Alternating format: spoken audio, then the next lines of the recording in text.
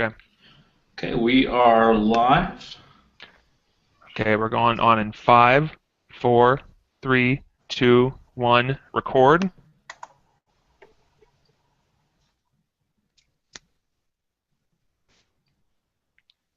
Whew, guys, I don't know about you, but my whole house is smelling like podcast because this is episode 13 of the Takedown Notice. Welcome, everyone. My name is Nate Owens.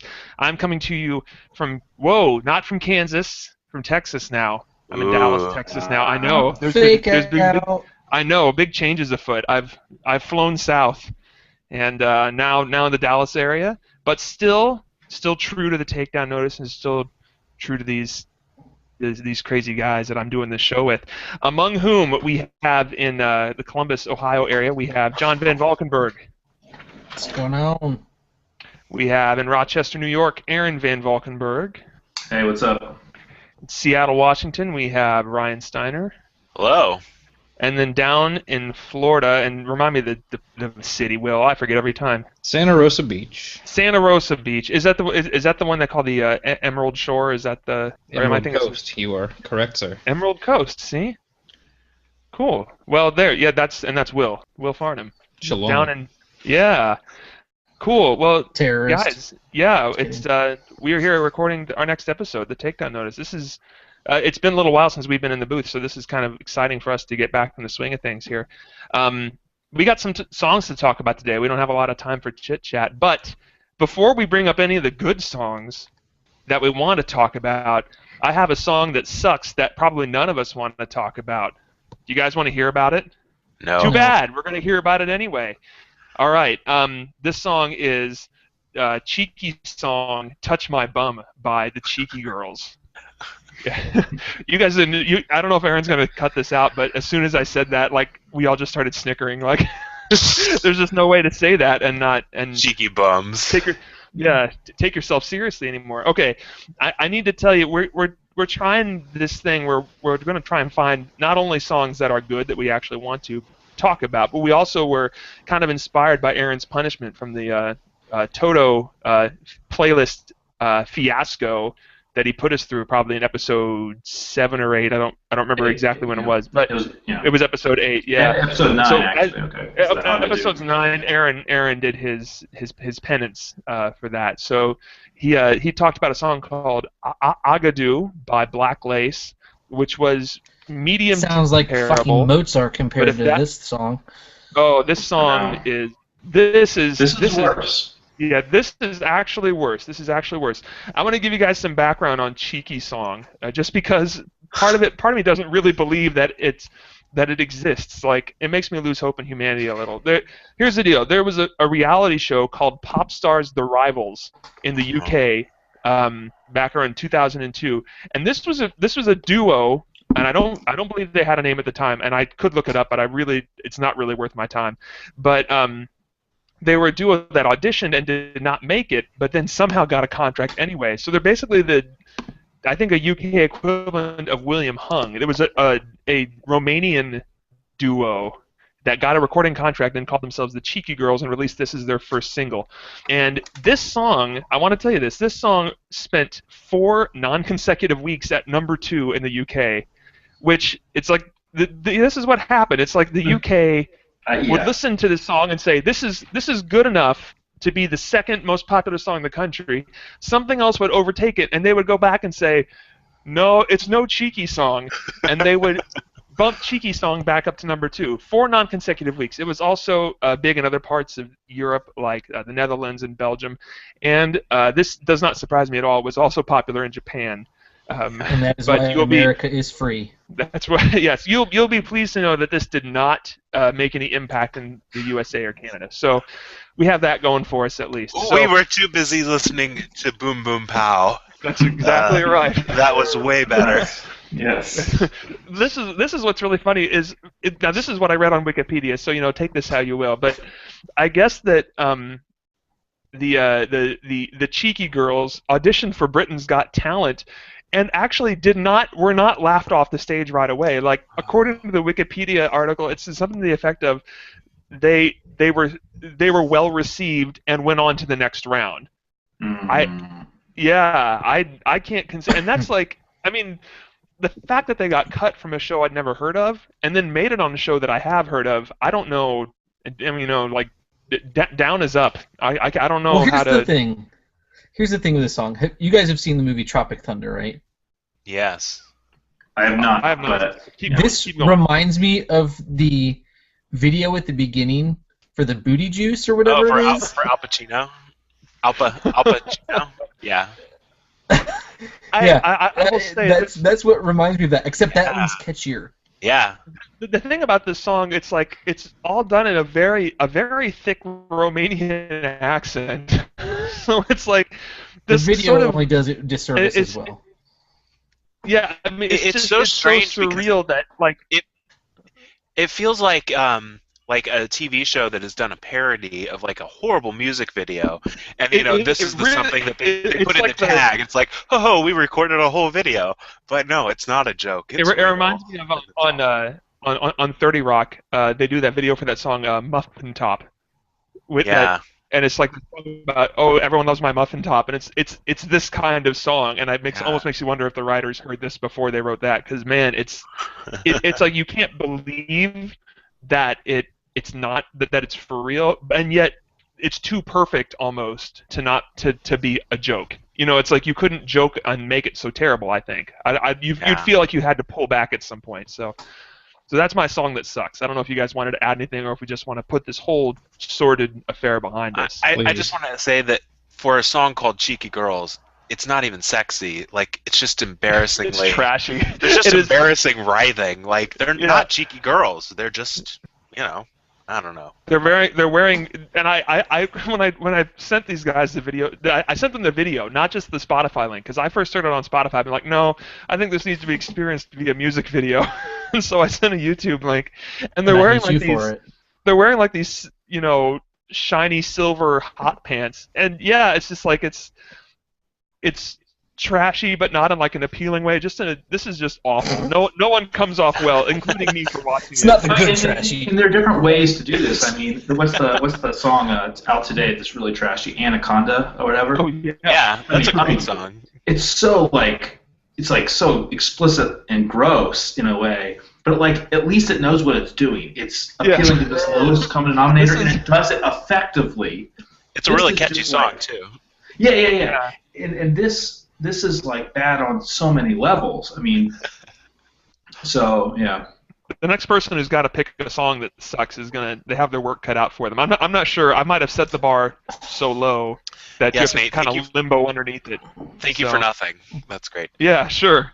Well, let's talk about better things now. We got some other songs to talk about. I think we should start actually this time. Let's start with Aaron's song. Aaron, tell us about the song you picked. Yeah, I picked Call in Baton Rouge by Newgrass Revival. Newgrass Revival was a kind of progressive bluegrass band that started in the early 70s, founded in 1971. And when we say progressive bluegrass, this is also, the word progressive was thrown around a lot in the early 70s, late 60s. We had progressive rock emerging then with Yes and Genesis and King Crimson and stuff like that. Jethro Tull, that kind of thing. We also have fusions of all kinds. Jazz fusion is emerging then. Think of Weather Report or Miles Davis key album Bitches Brew. So anyway, this is early 70s is a big time for fusion. So this is basically rock bluegrass country fusion. But with a little bit more of an emphasis on kind of ambitious musicianship, which is kind of the signature for progressive music. Anyway, so naturally I was a little bit attracted to it, given that I like bluegrass in any form, whether it be with super talented musicians or with just good tight vocals. So yeah, this is their big single from their 1989 album, Friday Night in America, and it was actually a cover of a song by the Oak Ridge Boys from 1978, and it doesn't sound really a thing. It doesn't sound really a thing like that in a way. Very different songs, and so this became the definitive version that was then covered by Garth Brooks in 1993 on his album Pieces. And so that was the one that everyone knows is Garth Brooks' cover of. It's not Garth Brooks was actually covering the Newgrass Revival version, if that makes sense. And so that was a huge hit. Like it reached number 2 in 1994 for Garth Brooks. But anyway, so I love this song. I love the twang. I love the fiddle. Some great players. The vocalist too, John Cohen or Cohen. I'm not sure how you say his name. He's actually a soul singer also. He kind of joined the band, which is kind of a random thing to have soul singers and like backwoods bluegrass country sound. But you probably could hear that a little bit in the vocals. But he does a great job with the vocals. And you also got Bella Fleck on the banjo. You might know him from Bella Fleck and the Flecktones. And some other guys too. Sam Bush is on mandolin and Pat Flynn's on guitar. But it's just a kind of a super group almost. We are fans of those. It just shows there's no genre too obscure to make a supergroup out of it. Yeah, and you know, and so it's just kind of one of those groups, and I just fell in love with the song not because it shows off any great instrumental talent necessarily. I just really love the song, and I love the twang of it, and it's fun. Cool. Sidebar real quick. I didn't do the what are we listening to section. I'm going to go ahead and do that after we discuss this, and we can just move it around. Is that fine, Aaron? Okay. Yeah, that makes sense. Let's go ahead and continue this. Yeah, you know, I heard this, and I think everyone goes through a stage, and maybe some of us are still in it, where you claim you don't like country music. And by country music, you mean everything that is kind of broadly rural sounding. You know, I mean, I went through that stage. Now I'm just not very connected to it, mostly. You know, but this is not. Yeah. Well, and it's not even really the twang. I mean, I like the thing is you call this, you know, bluegrass. What you said? Progressive bluegrass fusion. You used a few words like that, and I think when I heard it, it made me realize that I do like bluegrass music quite a bit. What you like is pop music with southern accents and steel guitars. Right. Yeah. I'm not into that as much. Now, when I listened to this, I noticed this. It felt like, and this is just, you know, I've not dug in it like you have, Aaron, but it felt like this is. I realized that in a lot of times in bluegrass, the melody is driven more by the strings and you have the banjo and the fiddle and stuff like that that's driving it a little more than the guitar and the steel guitar, which I to my great shame, I didn't listen to the Garth Brooks version. I should have in preparation. I just didn't get a chance. But I'm guessing that actually probably leans a little more heavily on a guitar. Is that the case? It's also very fiddle heavy, but okay. I mean, it's a much more mainstream appropriation of that kind of old school fiddle sound. They're still trying to riff on that fiddle sound, but it's still. Right. Now, I will say this. When you hear the word progressive, you immediately think this is not going to be very accessible. This is going to be for guys like Aaron, and that's fine that there's music for guys like Aaron. But I will say this is a, 2.5-minute song? I mean, it finds a really good way to incorporate all those progressive elements in something that is still very approachable if you're into this kind of stuff. And so I actually it grew on me as I heard it more, just because it is still very punchy and doesn't get lost in the woods like that for me a lot of progressive stuff tends to do. So and this is pretty much a straight ahead single in country kind of bluegrass single, but so they're not really showing off anything. You just kind of, you know, this is just one piece of an album that has a little more of that maybe. Right. So yeah, that's what I thought. I liked it more than when I first heard it. I was like, we'll see how this goes, and then I settled into it, and I did dig it by the end of it. So cool. What'd you guys think? I'm a sucker for those smooth harmonies. Like they sounded just good. When it comes into the middle, it's just so smooth and nice. This kind of just reminded me of like a nice I don't know, nice smooth glass of your favorite liquor. Like just kind of goes down easy and very enjoyable, very pleasing, and yeah, I was. Someone drinks a lot of moonshine, huh? You know what? I like my hooch. But no, I was listening to it in the afternoon today, and it was just like, it was a nice pick-me-up, you know? I really like it. Just really It does have that kind of joyous burst of really enjoying the kind of music you're playing, joyful. And it has that nice kind of surge to it, so that's cool. Yeah. Will, John? I like this song. Yeah. I liked it mainly just because... Am I even on? Okay, yeah, I guess I am on. Couldn't hear myself. Okay. And that's important. You should start again. No, I don't really want to start again. Edit God can fix that. I really like the song. It's a really awesome song to listen to if you're driving in the car at night, because then you just kind of feel the mood of the song. You know, because he's like, you know, obviously driving down the road at night. That's the kind of feeling that I got from it. Stopping all the time. I have never been in a phase where I have not liked country. I had a phase in high school where I really loved country. I remember that phase. Shut up. No, it's not a bad phase. Phases are okay. But I will always be easily beckoned back by some good country. And I mean, it's not anything that's gonna, you know, revolutionize my view on country music, but it's a solid song, fun, easier to sing with. I'm with Ryan. The harmony, the operator won't you put me on through part. Oh my gosh, I love it. Yeah, just choose the part to sing it. Yeah. Yeah, and I love the simplicity of it.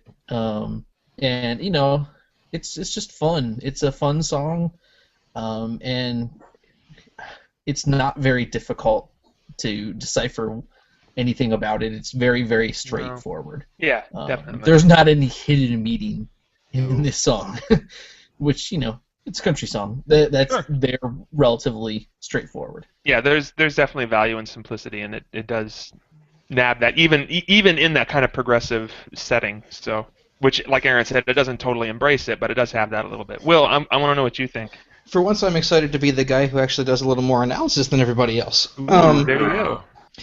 The Garth Brooks cover of this version, or cover of this song, came out in right when I was actually getting into country. I got In Pieces off of BMG Music, and yeah, there's a throwback for you. And the Garth Brooks cover really does sound. I mean, it's kind of lifted whole hog from this version of it.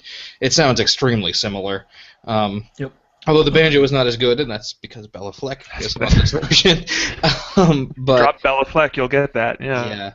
Yeah. So this tasted a lot like 8th grade to me, and good times, Will. Good times. Yeah, but listening to it again, because it's been a long time. Although, you know, it occasionally, every time I have driven around in Louisiana, which hasn't been too many times, but it's been a little bit since I've lived down south. You see Baton Rouge on the interstate signs, and the song gets stuck in my head. But I hadn't listened to it in its entirety in a long while, and I was struck by kind of how much of a relic this song is. And then it was even more obvious, you know, watching the video on YouTube. This is a song about trying to get connected to a person you don't know by calling an operator. And, right. I don't even know that that's possible anymore, let alone something that would be done. Yes. Yeah. But yeah, it's everything you guys said. I completely agree with. The one thing I'm very much struck by how like stuck in a certain era this song is. There's a line. It's not quaint though. It's not like you know. It feels very vital and very. I think there's just a lot of exuberance and joyfulness that goes into it, and that kind of you know, it's like when you watch old Seinfeld episodes, and it's like, you know, this plot would be about 25 minutes shorter if they all had cell phones, you know, but it doesn't matter because you know, the emotions that are here in this song don't change. Right, exactly, and so it's very universal, even when we're kind of past this point of calling the operator to do something, you know. So yeah, totally. Well, cool. Well, anyone else have something they want to add to Calling Baton Rouge? I think John did. Oh, John did. Get in there, John. Oh, I did? Oh, you were trying to break in there. Maybe not. Okay. No, I just was saying good times when you said it reminded you of 8th grade. Mm. That's all. I like it. There's nothing I would change. Very cool. All right, cool. Hey, look, guys, let's take a minute here, and I'll jump back to the stuff we've been listening to. All right, guys. Before we dive right in here, we need to unload on each other and find out what we've been listening to lately. John, I'm going to go ahead and start with you. Is that all right, or do you want me to come back to you? No, that's cool. Let's start with John. All right. I'm going to this week just kind of plug one of my buddies from college. His name is Luke Wesley, and he's got a couple albums out there available on Spotify. You should check him out. Latest one is called Who Are We Kidding? And just some quality stuff. He's a self-taught pianist and very raw vocalist, but really, really fun stuff to listen to. I mean, his first album, Because We Never Talk About It, has some absolutely amazing songs on it. And I mean, you can tell who his influences are, the Ben Folds and things like that. But I mean, he actually has some things to offer that don't make him sound like he's just regurgitating Ben Folds. So I really, really like him. It's really cool to see somebody that you knew and see them kind of living out their dream a little bit. I knew he had moved to New York, but I didn't know he was actually, getting albums out there and such. So that's my plug. I've been listening to a lot of his stuff. So that and some Birdie, which I think I talked about last time also. I'm a big fan. And Broods. I'll just drop Broods there as well. Some good stuff. Good deal. Ryan, let's jump to you. Spoon. We've talked about Spoon before, and I think Nate talked about it a few episodes. Yeah, we talked about Written in Reverse. Was the song. Yes, but they have a new album that came out a couple months ago, and I have listened to that album many, many, many times since then. It's been feels like on constant repeat. Such a great album. Spoon, I don't think they make bad albums. They make some that are better than others, but overall, they're just consistently solid. But this one's just so good. It's so tightly produced. There's not a bad song. It doesn't lag. I mean, I don't know. It's hard to say too many good things about it. It's punchy too. It just got, I don't know. There's so many great songs that just stick in my head. I always say, I know that an album's great when I find myself singing the song without knowing what the song is, and then you might hear it a couple days later and think, oh, that's what it was. It gets in your head so deeply that you don't even know. It's just subconscious. So there's a lot of songs like that from there that I've just really been enjoying. So it's a great album. I actually would have probably mentioned this album if we hadn't discussed beforehand what we would talk about, because I knew Ryan would talk about it. But it is really good, and Ryan is right. You really can't go wrong with the Spoon album. They're one of the few bands where there doesn't seem to be any consensus over what their best album is. Like, you can ask any given fan, and they'll probably each you won't get any straightforward say, oh yeah, it's this one. It's Girls Can Tell, or it's Ga Ga Ga Ga Ga, or they'll always say what it is. Ga, ga, ga. Well, I like Till the Moonlight. I gotta go with Till the Moonlight. That's my favorite. But it's true. It's a great album. And few will say that there's a terrible album, though. There's no trash album there. No, they're just ridiculously consistent. So, and the new one is great. It is really good. So I just want to chime in on that. Aaron, you got anything for us? I do. My sister mentioned an artist to me. She really liked one of his songs. His name is Joshua James. I'm assuming just some kind of random indie artist. And the song I really liked was called Coal War. And it's interesting, kind of a play on this, not black gospel, but kind of like this kind of slave gospel kind of singing sound. And anyway, Cold War, so it's a really expressive song. It starts that way, it has this kind of gospel feel, it's really raw, but then it also kind of like brings in some electric guitars, and it sounds like that'd be really random, but it really works, and there's a huge climax that it's a strange hybrid of this kind of gospel, kind of early gospel in the fields kind of sound with rock. So really big fan of that. You should definitely check it out. Thought about it for a single, but I'm not going to do it. Plus, also I've been teaching a lot of music theory, kind of a lot more classical stuff, and recently we've been looking at some string quartets.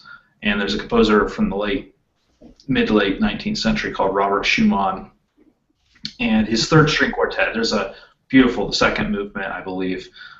Just the opening of that, just a really expressive string quartet texture. And yeah, I rarely listen to classical music as someone who's teaching classical music, but this really caught me. I listened to it on its own just because. So.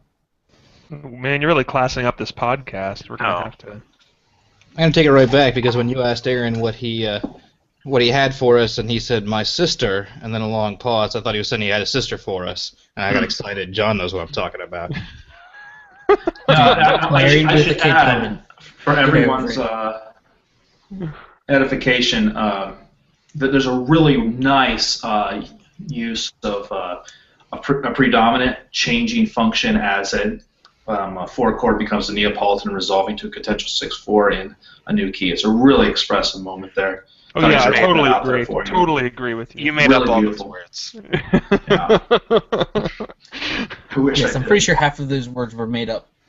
Nope. Yeah. Actually, it was all true. Will, bring us down to earth, we'll cut man. that out. I've been getting back into into the They Might Be Giants back catalog. I think I mentioned this before. Specifically, what's really been on the playlist heavily has been Apollo 18. That's a good album. The fingertips have just have been sticking in my head, and that is a really funny song, and it's like, it seems like the first time you hear it, you're like, oh, this is probably going to be really annoying, but when you hear them do it live, and then the line, I'm having a heart attack, just over and over again, that is just impossibly funny to me, and it has been for 15 years. I have not heard it, but that sounds really funny. Oh, dude, it's just like they jump around. It's like, what, 23 5-second songs? That is one giant song. the album was optimized for the shuffle function on your Yes. compact disc player. The album has 38 tracks because this song has like 21 of them.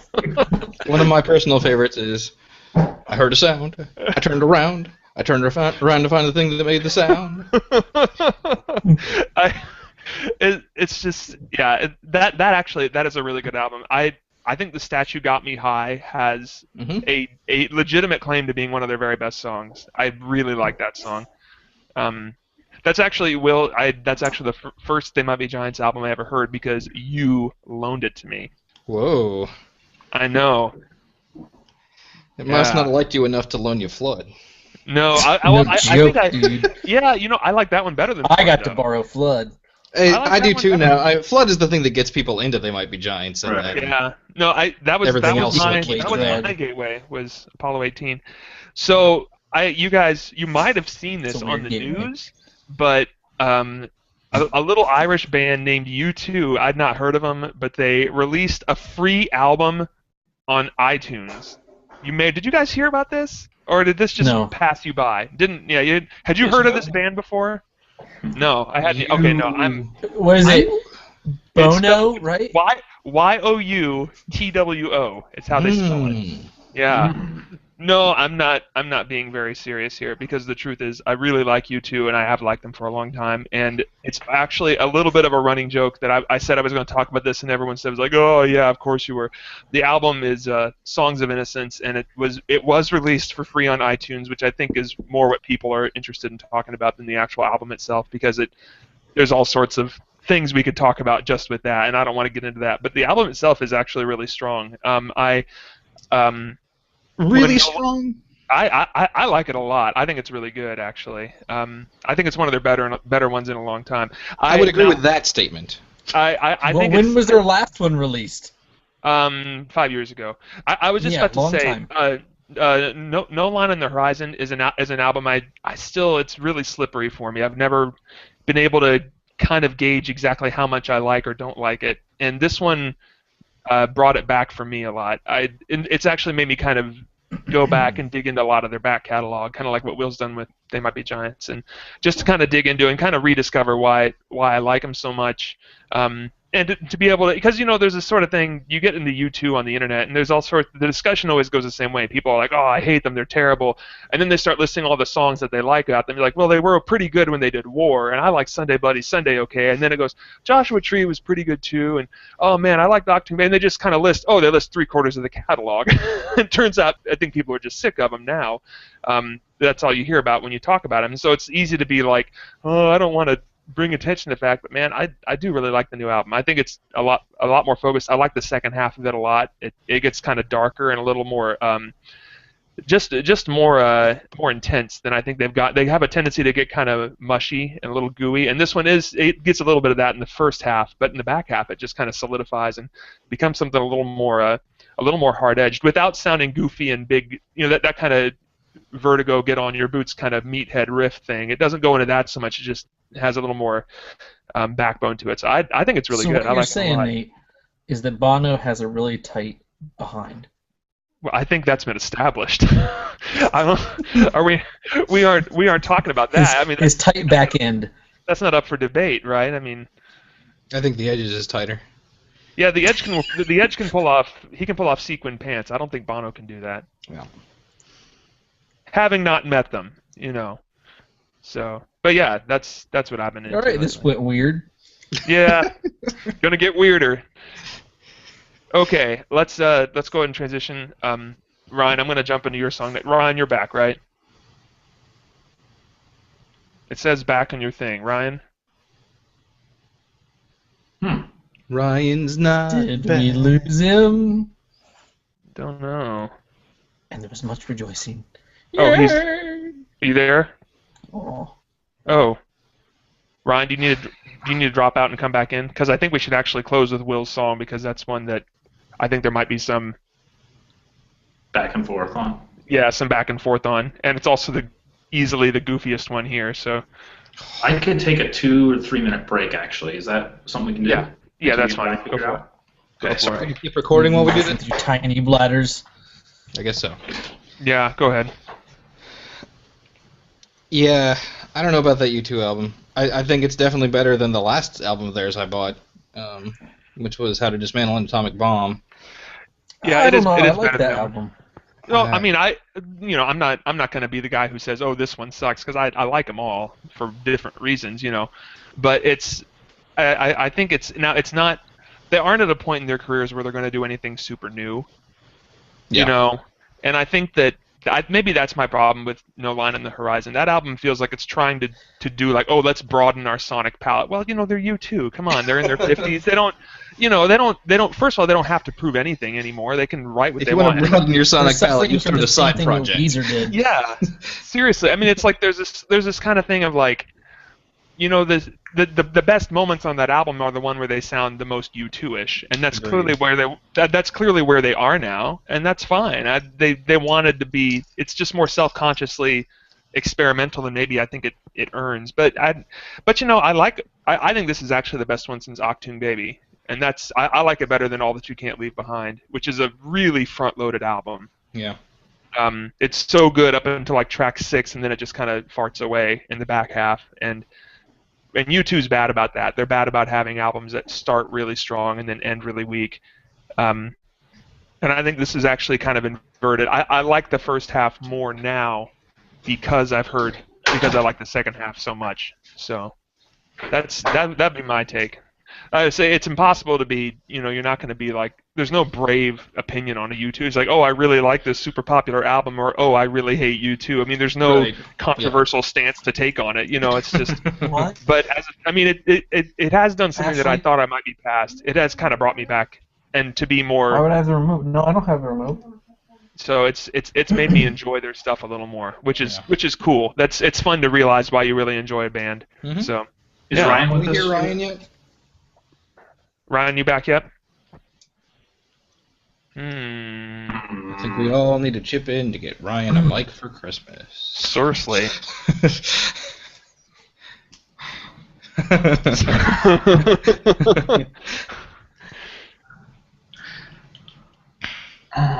Oh boy. He'll just show up at his house just like the U2 album.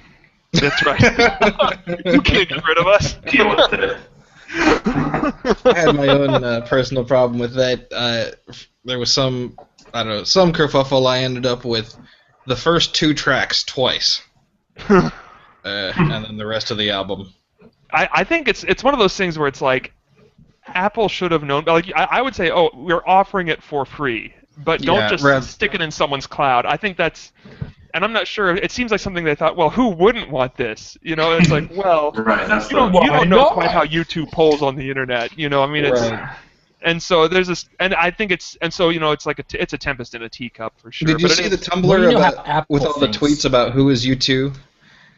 Oh, let's see if I can find a link.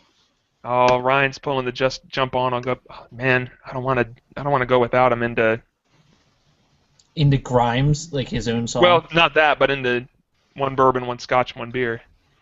Here we go. Whoisu2.com. So for people who were born. Oh, is it like who is 1990 or something? Yeah, it's basically that. Like who is Arcade Fire, and that's really funnier funny because who wouldn't know who U2 Arcade is, Fire right? is still less than a decade old. Right. Yeah, I thought it was really good. I liked it a lot. There's a couple songs in there that sound like Raised by Wolves is a really great song, and the one right after it is really good. Cedarwood Road is really good too. So Raised by Wolves might have been the one. I only listened to the album all the way through. Hey, Ryan. Through once, and I think Raised by Wolves was the one I. Hey, we have you. Hey, what he's the title back. was. I'm back. Yeah. Sweet. Yeah, it that. took a couple listens for me too, but I'm very much into it now. So, Yeah. All right, cool. Hey Ryan, we're gonna go into your song next. Is that fine? That works. All right, cool. So the song I chose was Oblivion by Grimes. Hey, and before you it is start, a. let's give ourselves some silence to make this a little easier to edit out. Yeah, to give it a clean break. Okay, Ryan, I think we'll go to you next. What song did you pick for us?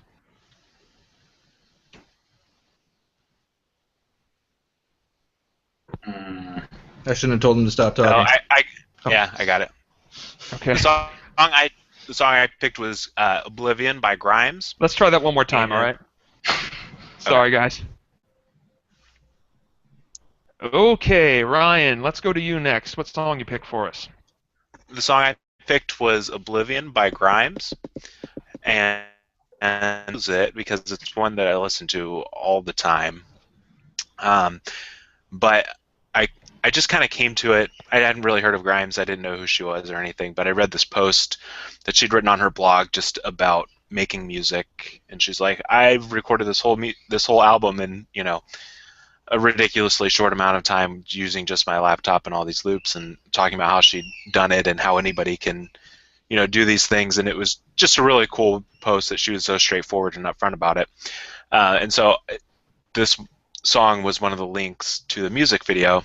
And so I watched the music video first, and I am a 6'3", like 220-pound dude, and I don't really feel the way that music video made me feel, which was like totally on edge and in danger in a really weird way. It was like the video is just is like Grimes, the artist, dancing around these dudes in their underwear, basically, and I never felt like more like objectified. It was just really strange. It was a really different experience for a song, and so that darkness and that menacing part of it has just stuck with me, and it's one that I listen to all the time. And I love a lot of things about this song. I like the contrast of the really airy vocals with that dark bass in the background. I like just the beat of it is super catchy. Yeah, I think it's a great song. It's a great album too. It's one that I can listen to a lot, save for one track. But what did you guys think? I actually liked it. It was the kind of yeah, I know. When I first heard it, I was like, this is in the category of songs I don't like. But then I think it was because it was very kind of simple electronic kind of background sound. It felt kind of like loops. You know, I'm not really into that. But then in the vocals also, I'm not really into the vocals in themselves, but I thought it fit the song in that kind of mood it was creating really, really well. And so I think it, like, for me, this is as good as it could have been for me, if that makes sense. Like, Yeah. most songs that sound kind of like this are going to get a D for me, you know, a bad grade. But this I think is a good song. Yeah, you know, this is a type of there's a lot more synth and loops and stuff being used in pop music today. This is something that I think just in the last 5 years we've seen more of this, as kind of 80s stuff has become more. I mean, we've talked about this, right? A little bit, but this one, the early going, that little loop that it has going, and then her vocals are. They're so airy sounding and so like ethereal that it almost like it's kind of borderline for me at that point. It kind of floats away almost. But then about halfway through, that counterpoint comes in, that kind of lower part there, The bass, and yeah, that's a really savvy move. It's like when a song is so simple, it doesn't take much to kind of turn it around, and suddenly now it does have this really menacing quality, this kind of tension of almost like you're being pursued or followed kind of thing to it that comes into it at that point. And I think that's what kind of makes the song for me. I didn't have the same real strong response to the video. Ryan, if you remember on a previous episode, Ryan actually asked that we watch the video and hear it for the first time that way. I didn't have that kind of response because it not just is these guys dancing in their underwear, but it's like she's at like sporting events and stuff like that too. So there's a lot of different things, a lot of different things going on in this video, but the song itself, I liked it a lot, and I liked it more when it kind of flipped that switch and becomes something that it's because it's cool. You hear the first part, you hear that second part, then the first part suddenly doesn't sound so airy and so flighty anymore, even when that counterpoint's not going on there. Am I using that word right, Aaron? Counterpoint? Is that kind of the? You're kind of borrowing it from outside of the way music uses it, but awesome. That's okay. I know just enough. I know that's just a nice enough way of saying not to really. know like what I'm talking about. Yeah. So I mean that's good enough. Good enough. So I do like that part, and I think that kind of adds to the first half of the song. That kind of gives it that edge, just knowing that that's coming. And so I really like that. The other thing I wanted to point out is the name Grimes. I cannot. I just think of Frank Grimes from The Simpsons, and I want to call her Grimy, and then I think she's just supposed to die a horrible death at the end, and it's funny, like it just puts a smile on my face seeing an artist called Grimes. So there you go. I felt like the song was very sarcastic, with the vocals, like the baby vocals kind of sound with the, I don't know exactly what the. Did you listen to the whole album, Aaron? I didn't, and there's even more exaggeration later. Yeah. I didn't completely. I listened to a few tracks. Because it seems like it's just how she sings. Yeah, it may be so, but like, and she does do some of the even more exaggerated kind of singing style. But like, to me, it felt a little bit like a cartoon, but a dark cartoon, like with the loops and then the voice, and then the la la la la la's. See you on a dark night, la la la, all that stuff. To me, that was setting up an atmosphere that this wasn't like real life. This is like. Yeah, it's just a cartoon, or it's an anime, or something just like fantasy. that. Caught in a landslide, no escape from reality. That's exactly right. Someone should write that in a song. Nah, that's too cheesy. That kind of thing, yeah. And so, like, I think in a way that it made it darker because it was not serious. It almost had the seriousness was like hiding from you. It didn't try to like express the seriousness. Right. It hid the seriousness behind this. Yeah. Cartoonish. It almost has the effect of like a funhouse mirror or something. It kind of distorts, and then it looks a little discomforting when you see it in this kind of stretched out, grotesque way. Yeah. Because I agree, the vocals sound a little affected, but at the same time, like I said, the whole album that's just how she sings, as far as I can tell. Right. So I think that's just an effect she is taking advantage of in her own voice.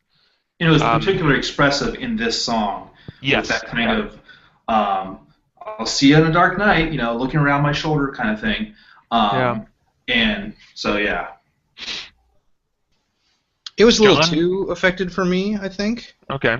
Not if only because you guys are quoting the lyrics, and every time I listen to it, I still have no idea what she's saying. She could have been singing Hope Landic, for all I can tell.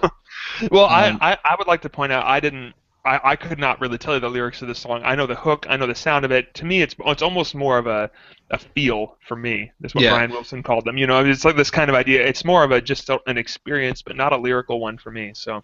Right. It was almost like her vocals were kind of the only live instrument over all the samples. Yeah. That's probably true. I'm sure it is true. And they're so processed and everything. They sound very floaty and echoey. Yeah. Even apart from how she sings. So, John, you have any thoughts? I like the synth. I'm a sucker for synth. Doesn't like the vocals. That's no surprise. I don't like affected vocals. I think it's, I get it if it's just like a small section, but I mean, I even tear apart my, music that I love when they just use tons of affected vocals or weird, vocal effects all the time. Dude, I'll tell you what, I didn't watch the video, and I'm glad because it didn't matter. Because the flipping album cover is enough to like give me flipping nightmares. I love it. Horrifying. I love it. Horrifying in a great way. I like it So too. great. I mean, whoever said that it's like an anime is right on. This feels like it belongs in a Scanner Darkly, or some other like. Oh, man, it just to me it just sounds messed up, and the lyrics suggest some really like either insanely heavy drug use. It's about her experience with sexual assault, so that kind of lends itself to darkness, I think. Yeah. You'd think so. Okay, Yeah. well, and maybe that's it was something traumatic, obviously, and like the last part is really menacing. The whole like look in my eyes and tell me la la la la la, it's kind of like I'm not listening, I don't hear you, or and that's another like layer that's in the way. Like we're not getting the real thing. We're like protected from the trauma with the and the crazy thing is, and with the la la la's and all that stuff. Yeah, I like this style of song. I mean, it reminds me a little bit of M83, and I'm a big fan of M83, and they do some weird stuff like kids talking in their songs and stuff. But it was weird. Again, I'm glad I didn't see the music video because I probably would have liked the song less. I should say, I think Ryan oversells how I'm just saying how strong the music video is. I don't know that it's necessarily that great. It's just that that's how I came to it, and so that's my like first memory of it. Was just that feeling was different, and I think it would have been different if I hadn't seen it first, because it made me kind of see what it was trying to get at more, and then because I didn't know what it was about, and then after that I read that it was about sexual assault, and I was like, oh, that totally makes sense because that's how I felt, while I was watching it, like just menaced and watched and afraid. It's a menacing feel. Yeah. Just the low synth it reminds me a little bit also of Dune, like some of the music from that. Yeah. Toto. Back to Toto. I know connections That's right. everywhere. It all circles back to Toto. But like in the creepy dude that like the fat guy in that. Baron Harkonnen. That floats around. Yeah. Yeah, I mean, it does sound like the Dune soundtrack. The weird thing is that I liked the song. I do. It doesn't sound like I did. But I really did like the song. I think when because we talk about we tend to kind of get into songs very deep lyrically, which there's merit to that, but a lot of times I think that kind of bypasses what songs do well, which is they just kind of get you in an emotional place. And lyrics are part of that, and I think this is one song for me that I glanced at the lyrics, but it functioned better for me, just kind of listening to it, and I think that what's remarkable about it is that it actually did convey that menace and that fear without ever going. First of all, without ever going too far, because it's easy once you get too far in that kind of realm, then it just sounds goofy, you know. But at the other side, but you didn't. I mean, the words reinforce it, but the song itself just expresses it so well and so strongly that I think that's something that's very commendable. I think, and so I think it functioned for me without having to completely. I think we'll use the term exegete it. So I don't I didn't have to dig into it to kind of see where she was coming from, and I thought that was really cool. That's a neat trick to do that with a song that's so simple. Did we hear from Will? We did. Yeah, just briefly, I talked about the vocals. I wanted to add that the kind of feeling of menace with the kind of digitized 80s feel. I didn't make the Dune connection, although that makes sense now that you say it. What it really harkened to me was the soundtrack to the Ryan Gosling vehicle Drive. I don't know if any of you saw that. Ryan saw it. I didn't see it. I'd like to. Yeah, I can totally see that. And talk about kind of a quiet menace. That's that entire film in a nutshell, and this really had that same kind of feel. You know, like, and the kind of overdone synth pulled it.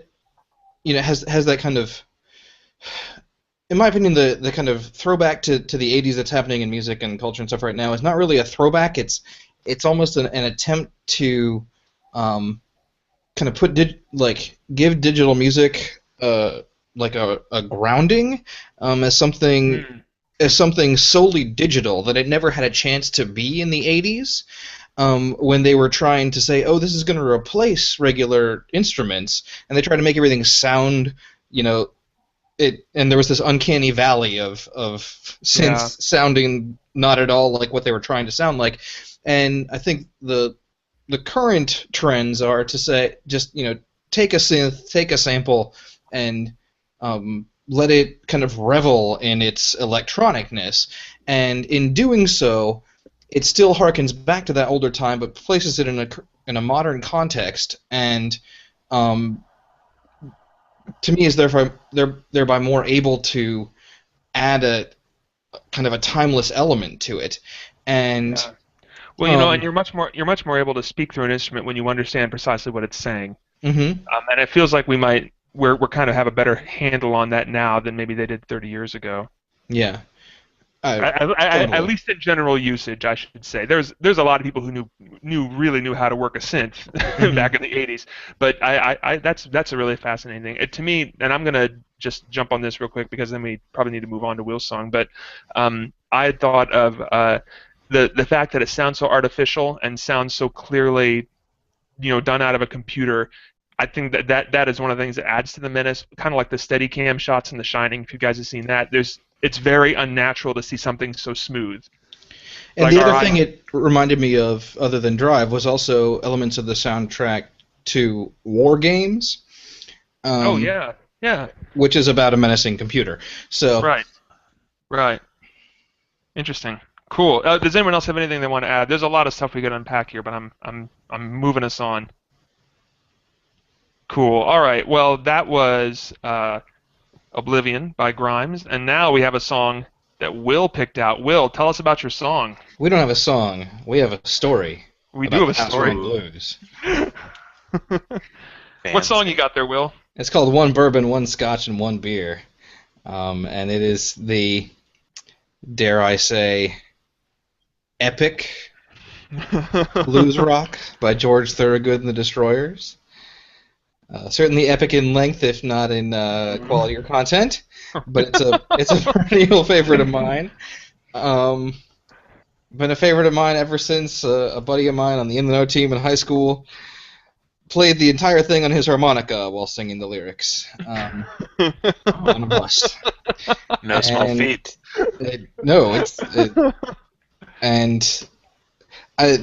Ever since then, there's just been something about it. Something about she ain't gonna get nothing that just makes you feel alive, and this is gonna be really fun because I know Aaron really didn't like this song. Okay, keep going. I'm sorry, I interrupted you. I'm gonna go ahead and put this on the table or take it off the table. Like we talked on our White Stripes episode about how Ball and a Biscuit was, kind of just an amazing blues track, and it showed both the strength of the blues as a genre and also of Jack White as a blues musician. One bourbon, one scotch, and one beer does the opposite, and I understand that. But it's still got a special place in my heart. That's. Aaron, I want to hear what you're gonna add to this. So. Yeah, I can totally see that this would be a great thing to change up a long, boring bus ride.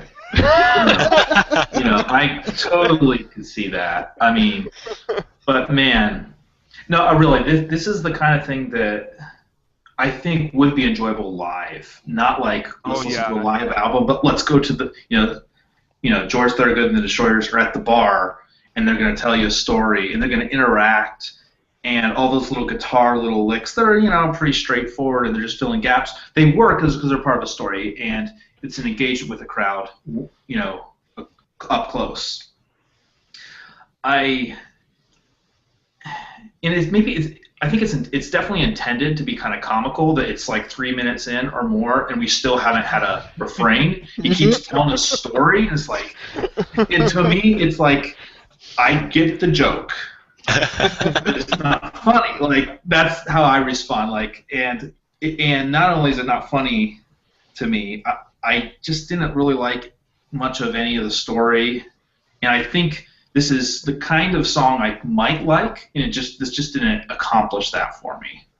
Well, it's not. It's hardly accomplished blues playing. Like it's just like. Oh, sure. It's totally just noodling between whatever rambling lines he has in there. So, yeah, it's long too, man. It is a marathon of a song. We'll probably talk about it for less time than the song goes on. That's probably not true. What's funny is it's not much longer than Ball and Biscuit, no, but it feels got about a minute significantly longer. Feels longer. Yeah. Ryan, how about you? I really liked it, mostly because it reminded me of the White Stripes. Just kind of that petulance of like. Man, whatever. This is lame. I don't need to be here anyway. I like think it just kind of juvenile energy to it that I liked. It functions. It's not a great song. I don't think anyone can.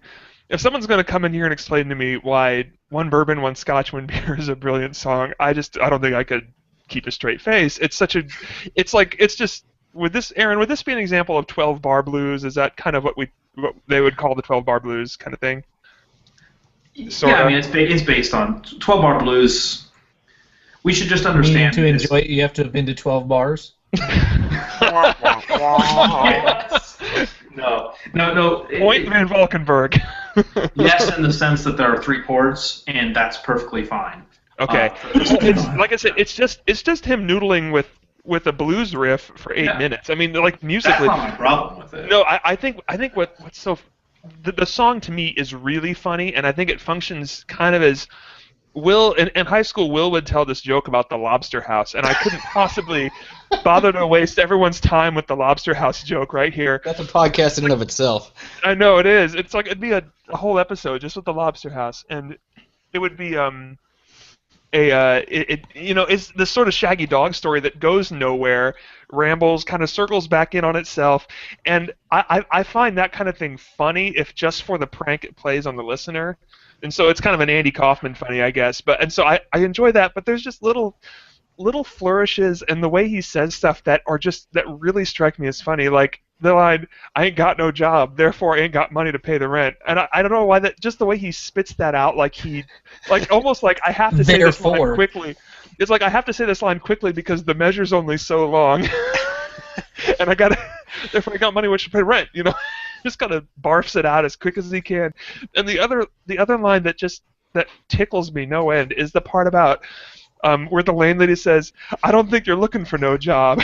And she says, I saw you hanging around today. I saw you leaning on a post, and I don't know why the line, "I saw you leaning on a post," is so it's a kind of funny I cannot explain because it's just so absurd. Okay, And all the lyrics are here's just kind of blurted. Like there's not like diction. It's just like nothing in particular. Like yes, just that's I don't know.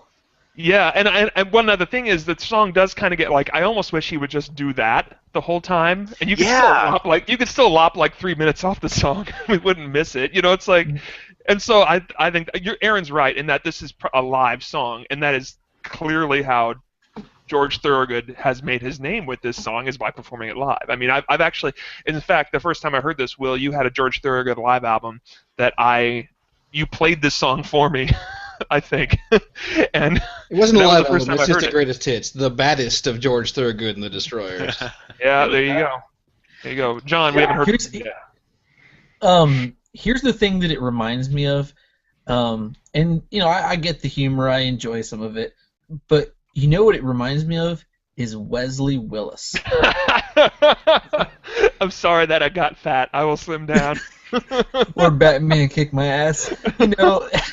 Excuse me, it's Birdman kick my ass. Oh, sorry, Birdman. There's also a Batman version. Yeah, there's like lots of different ones. But anyway, that's what it kind of reminds me of because he kind of like throws his phrases together really quickly, and the song goes nowhere. Except that that's a Casio keyboard, and this is an actually relatively talented musician. Right. And he's not probably he wasn't a homeless person. Right. So that's what this reminded me of. And I enjoy Wesley Willis for what it is. Sure. It's not something I'm going to pull up on Spotify to feel, engaged. It's something I'm going to pull up when I really just want to laugh. I have pulled up Wesley Willis on Spotify. May he rest in peace. All right. Guys, I have a true story about Wesley Willis. I had a girlfriend in college who threatened to break up with me if I didn't stop singing Rock and Roll McDonald's. And you better have broken up with her. She's not here anymore, man. I still love that song. Now the real challenge is if you should start singing it, and if Hope will not divorce you. Oh yeah, we haven't gotten there. You guys yet. have all let me down because this is the first I've ever heard of Wesley Willis, and I just looked him up and listened to "I Whipped Spider-Man's Ass." We're gonna have to do a playlist challenge for Wesley Willis here coming up. It's the same chords over and over, Guys, basically. It'd be our best episode ever. It really would. Oh my. Okay, I think we might have. That's a good way to end wandered the off podcast course here a little bit. Oh man. Anyone else have anything they want to say about George Thorogood and the Destroyers as they perform one bourbon, one scotch, one beer? Do I have a couple minutes to talk about how it fits into the George Thorogood oeuvre? I want to hear about it, actually. I am interested in that, because I only know Bad to the Bone. That's the song everyone knows by George Thorogood. So. There's Bad to the Bone, and then there's If You Don't Start Drinking, I'm Gonna Leave. It's a great ultimatum. Yeah.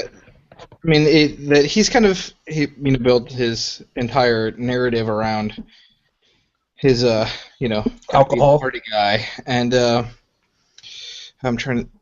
Oh, you talk too much. That's another good one of his. Does he treat him like a lady? Is that him? You have to treat him like a lady so you can get some. Is that him? Oh, that's called Treat Her Right. Oh, Treat Her Right. Thank you. But that is the. That's the idea, yeah. You should be respectful and kind to a lady. So you can get some action. Exactly. Unless they want rent.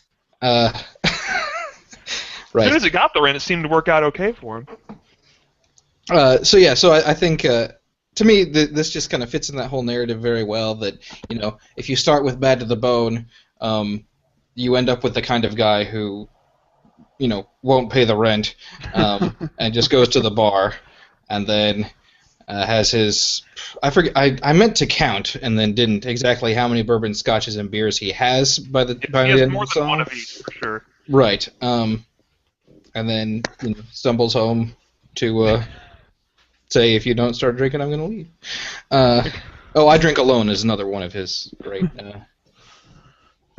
things. So this just doesn't really fit with his other song. I'm noticing a theme here. If you don't start drinking, I'm going to leave. I drink Guys, alone. I think if there's one thing we've learned this episode, it's that nothing is funnier than alcoholism. Precisely. I think that's what we've learned here. That's what I got from this boy. episode. Oh my. All right. Well, and actually, hold on. I do want to bring this. This is actually kind of a riff on like an old standard, isn't it? Like, I don't know if you can fill me in on that. I remember reading something on Wikipedia about this. This is where I get my music facts on Wikipedia. Which is about always stuff right. like stuff like the Cheeky Girls. You know, this is Internet. how I know so much things, and so much things. Yes.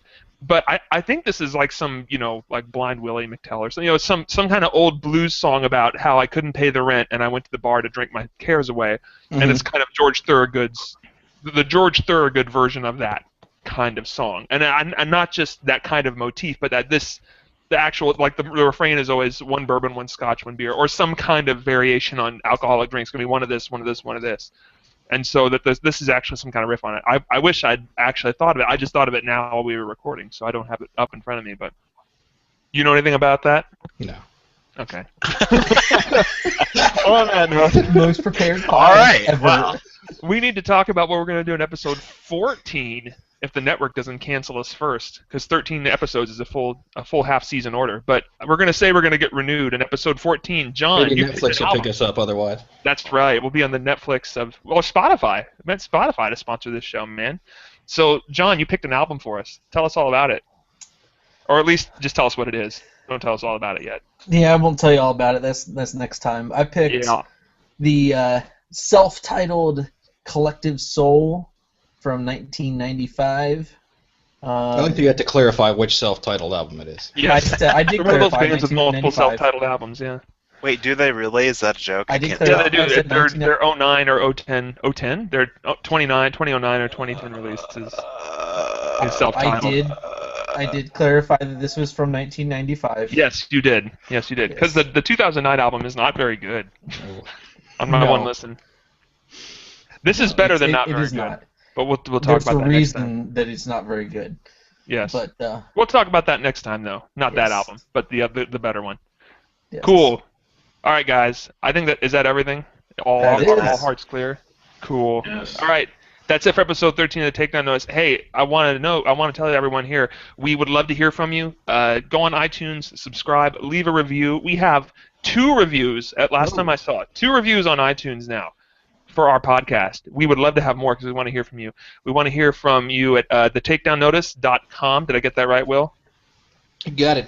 I got it. And thetakedownnotice@gmail.com. And you can also find us on Twitter at Takedown Notice is our handle on Twitter. So, yeah. I think that's it, but we would love to hear from you. Love some feedback, and we'll catch you next time when we talk about Collective Soul's self-titled album. Thanks, everyone. Bye. Bye. Cool. All right. Stop. Oh yeah, right. Normalize? Hold on. I gotta stop. Stop, Audacity. Stop. You're gonna get a Okay. nice recording there. So we Save analyze the That'll be the beginning. B-sides. Do you all remember how to do this then? Noise removal. Get noise profile. Oh, hold on. Get the noise profile. Guys, it's good to be back. I will tell you, It is. it's been way too long since we did this, and I know part of it is just for me. It's like, man, I could really use a. Yeah. Bourbon, 1 scotch, and 1 beer. I'm gonna say, well, I am watching preschoolers all day, so yeah. Yeah, hey guys, we're back onto the closer to once a month schedule. Yes. I think my thought is let's just record what we can, and we're gonna rack up some. Yeah, we'll get them out when they come out. We'll get them out when That's we come out, and this is a crazy year for me, and it probably is for other people. Nate's looking for a job. Will's gonna have a baby, and And I'm also Mazel starting tov. graduate school. Thank you. That's right. You weren't in on the discussion last time when it was announced. No, Because you were congratulations. late. Thank you. Yeah, we're expecting a little girl on January 2nd. Oh, right near Nate's birthday. Join the Little Girl Club. Mm-hmm. You're Nate's gonna miss not a that tax member. refund. Have fun with that. Yeah, we'll see. I might You try got to- suckered into Michelle on the- it being on in the 30th. January. That's the worst time. Yeah. You have to wait a full year for that tax. I'm not quite sure he got suckered into it. I'm just guessing. Doesn't matter. No, I mean- Had sex. Doesn't matter. Okay, I want to do export. And I'm glad we're not recording. Oh wait, we are.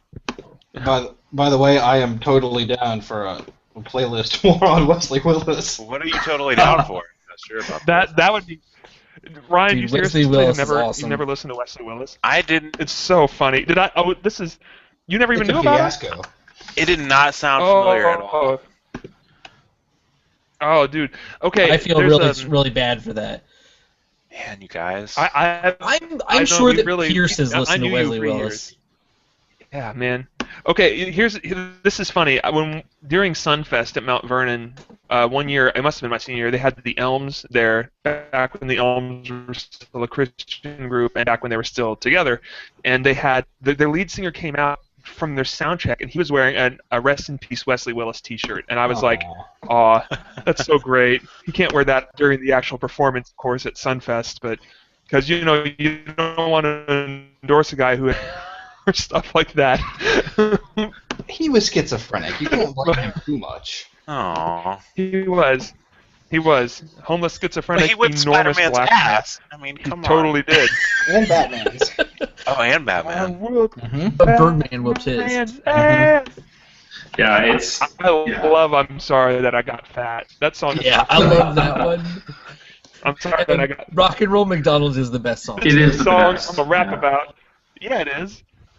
Rock McDonald's will make you fat. McDonald's, rock and- The Big Mac has 23 grams of fat. The quarter pounder has 28 grams of fat. It will put pounds on you. It sounds. I love it. I've been watching a lot of 30. Does anyone here watch 30 Rock? I know Ryan does, but it sounds like Tracy Morgan's character on 30 Rock. It's a lot funnier when you imagine Tracy Jordan singing Wesley Willis. It does remind me of Tracy Morgan's old SNL character where he lives in the sewer. Yeah. And he's always luring like Britney Spears and Christina Aguilera and all man, these I pop just stars love to sing with him. Oh, Tracy yeah, Morgan, I forgot man, all that about guy. that. Is he Brian alive? Fellow Safari Planet. Oh, Yeah, he is. dude, Brian Safari. Oh, man. that was such He got in good a car stuff. accident, though. He was in a No, car he wreck. died. That was college. Brian Unaccredited Fellows. duologist. No, he was in freshman that year. big car wreck. No, that was just recently. That happened I am. not very long ago. You know what, guys? Aaron. I'm not doing any of the noise removal on this stuff right in time, and I'm just gonna save it Okay, as yeah, it as is. long as. Yeah. And As long as you I'm- still have the audio, and it's fine. Yeah, my file's already yes, cleaned up and I saved, have so the we're audio. good. That's, Yeah. sorry, I don't I'm want to gonna take all a my quick food, break. and it's taking All right, long I have to time go to refill find my out Mountain for. Dew. Yeah. I gotta go eat some brownies. Nice. Nice. Special. I should do something like I was gonna that. say, he does live in Washington State. Candy bars. Balls. That's right. Who was the I'm not pitcher? gonna Who eat was the pitcher who pitched a no-hitter while he was tripping on acid? Oh, There's probably Randy a major Johnson. league pitcher who dropped acid and then pitched a no-hitter. That's Or nice. open about. Right back.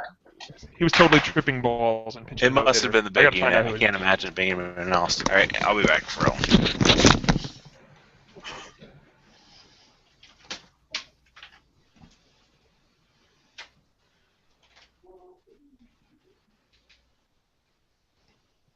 Will, how's Michelle feeling? Better. She's. Are you there? She's down to about Not there. one. She's down to about one Zofran a week. Oh, good. So we're much better than we had been. Good. And yeah, we had our 6-month checkup on a week ago today, and we're on track. So everything's looking good. Excited? You're ready to? I assume this was a planned thing. This was not a surprise or anything. So Right. You at least intended to get this way. You got it. Right. Okay. Well, that's awesome, man. I'm excited for you. We're excited too. Yeah. All right. First, I'm gonna drink. I'll be back in a minute too. Okay.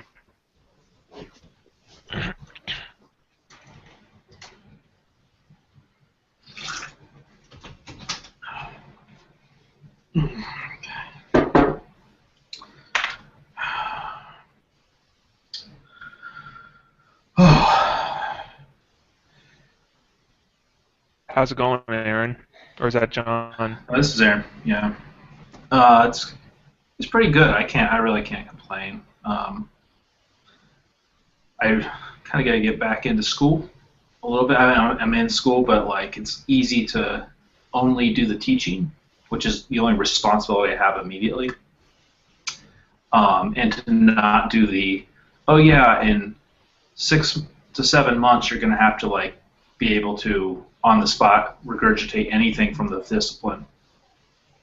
Mm-hmm. You know, so you have to like I really need to start preparing for comprehensive exams and things like that. But it's so hard to like start that when you're like I could sleep in today, and then so I say it's hard, but it's just you have to kind of get yourself in the right mindset. So yeah, it's going well though. I mean, I basically have teaching in languages and studying. It's all nice so far.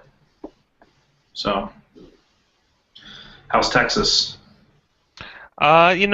In terms of just getting life together, it's not too bad. We're, like I said, our cars are registered now, and we're going to get our licenses soon. It's really tough with me not working in terms of just making ends meet. There's a lot of, you know how it is. You've been there, and so it's just there's a lot of panic and having to kind of pray through that.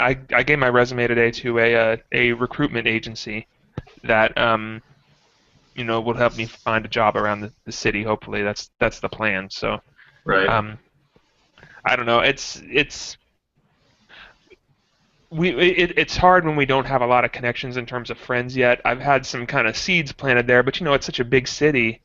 You can drive all day to go to see someone. We visited some people who lived up in Allen the other day, and it took us half an hour to get there from Garland, and that's not with traffic. I mean, it's just takes 6:35. Yeah, it's that far away, and everything's bigger in Texas. Yeah. Yeah, and so I mean it's good. And there's at least a sense that it's going to be fine once the dust settles, once I have a job, once it kind of because I'm just feel so desperately poor right now. You hate to say it, but you have access to student loans, which it's so stupid to like take a ton that you don't need, but you can take loans cash and be like, look, yes, it's not ideal financially, but we can make it because I have access to loans, and we've had to do that before. Where it's like, no, it's not a good idea to take this $4,000, but I mean, we got so much going on. We need it to be sane for the next year. Yeah. We need to take $4,000 to make it. That was early on. That's how it goes. Yeah, for sure. Yeah. Hey, I'll be right back too. I was getting something else. I found it was Doc Ellis who pitched a no-hitter, and he claimed he was tripping balls when he pitched it. So that's a baller move. There you go. It's something. He'd also take a ton of amphetamines before pitching. So that's a thing. Nice. Double baller. Hey, do any of you guys know the British comedy duo Mitchell and Webb? Yes. You know them, Ryan? Do you like them? Yes. That Mitchell and Webb look? Hilarious. Yeah. It's so funny. Have you watched Peep Show, too? No. What is that? That's a show that they did. It's more of like it's just a comedy kind of sitcom. It's so funny. It's so terrible, but it's so funny. Man, they're so Are you watching that Mitchell and Webb look? I'm not. I'm show? just floating on YouTube around, and they usually have like little 2-minute skits here and there. But I've also watched like an episode. Have you seen the skit where the husband and wife are arguing in the bedroom about, and she's like, "Have you been sleeping with this other person?" And he's like, "Oh yeah, I have." Have you seen that one? No, I don't think I've seen that one. Okay, it's super hilarious. Basically, the idea is they don't take serious the having an affair, but they get all worked up about leaving the refrigerator door open. They just kind of invert the. It's executed really well. It's hilarious. I don't remember their names. Who's Mitchell and who's Webb? I don't remember. Shoot. David Mitchell and Robert Webb. My favorite is Have you watched any of the Number Wang?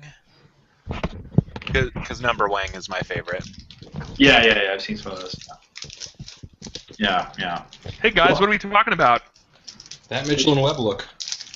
Mitchell and Webb look. Yeah, it's I don't know, like I discovered it. I'm like, wow, I love all of this. Like, anyway, it's great. Actually, so funny. Aaron, you really should watch 30 Rock because you'd like that show. Really, I think so. Yeah.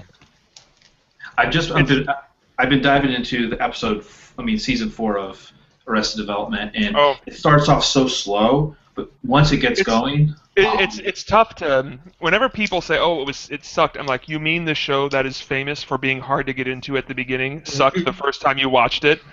It's like, but even season 4, like the beginning of episode 1, it's so layered. But then season 4 is terrible for the first 2 episodes, and then by the time you get to like Job's Arrested Development and stuff, it's amazing. Yeah, and it makes those earlier episodes funny because now you Right. have context for what's going on in those episodes. So these are my distractions from actually like studying for comprehensive exams. Well, I'm going to tell you this because I've been rewatching 30 Rock. I'm on season 3. This is my second time through it. And I don't think I've ever seen a show that I know what jokes are coming, and it still makes me laugh out loud while I'm watching it by myself at night. Like, it's just like, it's so absurd, and Tracy Morgan especially is, and he's just so funny. I don't know what it is about. It's like everything he says is just so ludicrous to me, and it's great. It's awesome. Hey Ryan, let's make a deal. Yeah.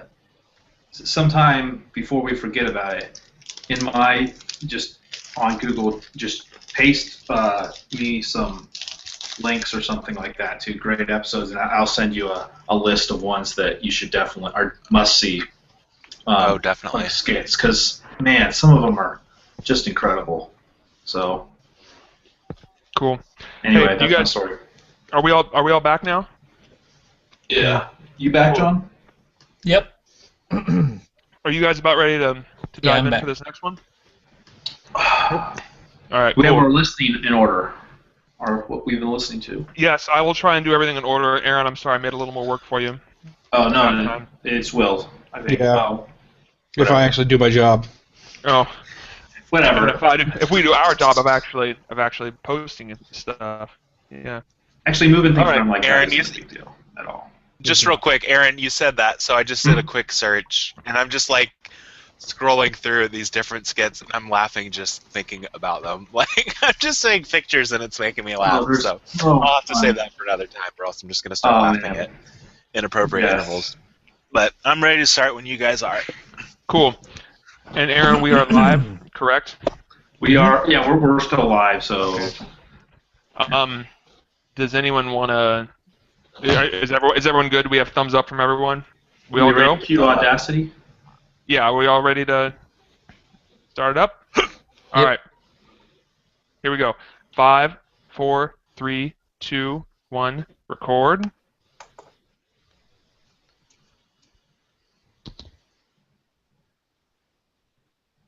Everyone, ladies and gentlemen, boys and girls, dogs and cats, and everyone else in your household, welcome to the Takedown Notice, episode 14, in which we are going to discuss the self-titled second album by Collective Soul, brought to us by Mr. John Van Valkenburg, and he is in Columbus, Ohio. Hey, John. I am. Yeah.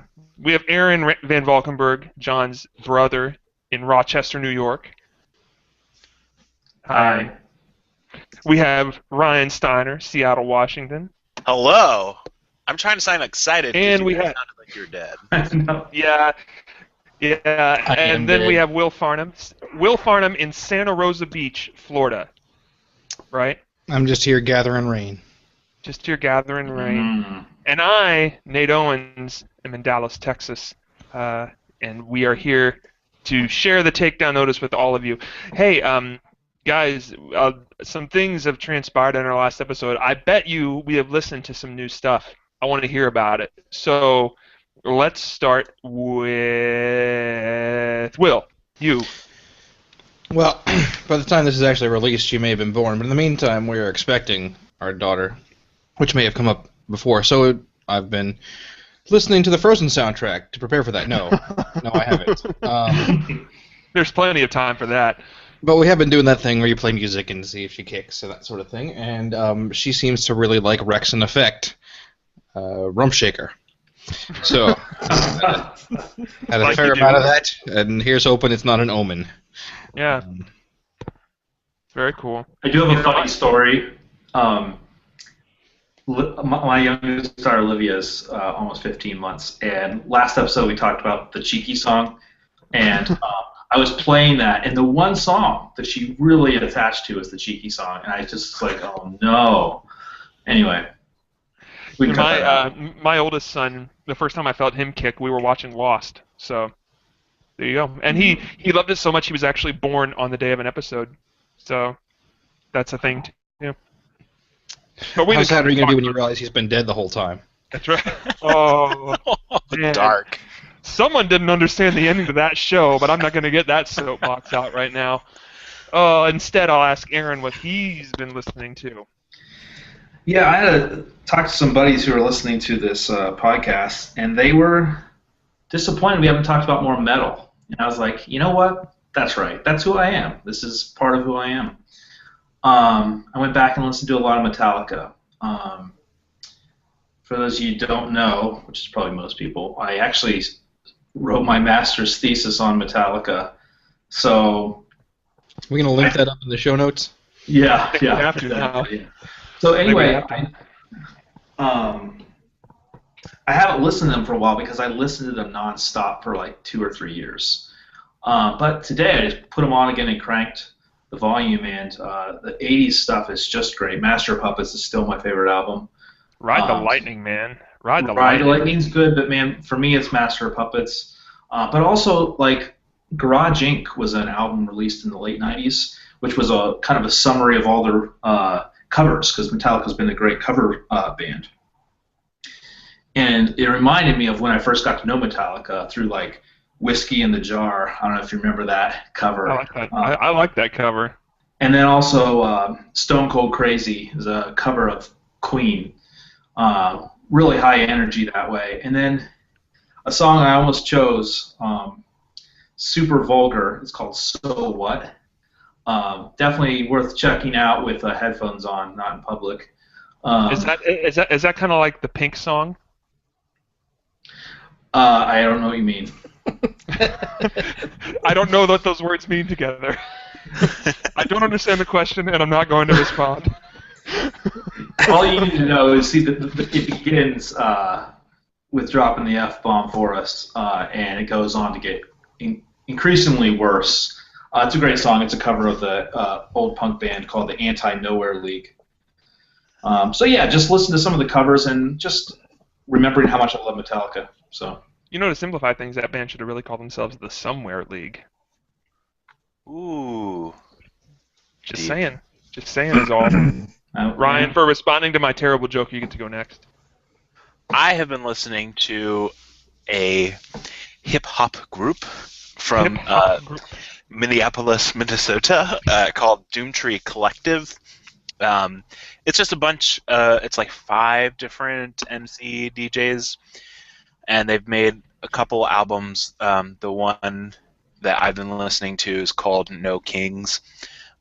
It's really great. Like it has that great mix of. The first time I listened to it, I hadn't listened to any of the separate artists because they all have their own projects and their own stuff that's going on. But it just blends all of their voices so well, so that it sounds like they're each bringing something new to the table, but it all just blends together really well. So it's just really, really energetic, really driven, really interesting lyrics.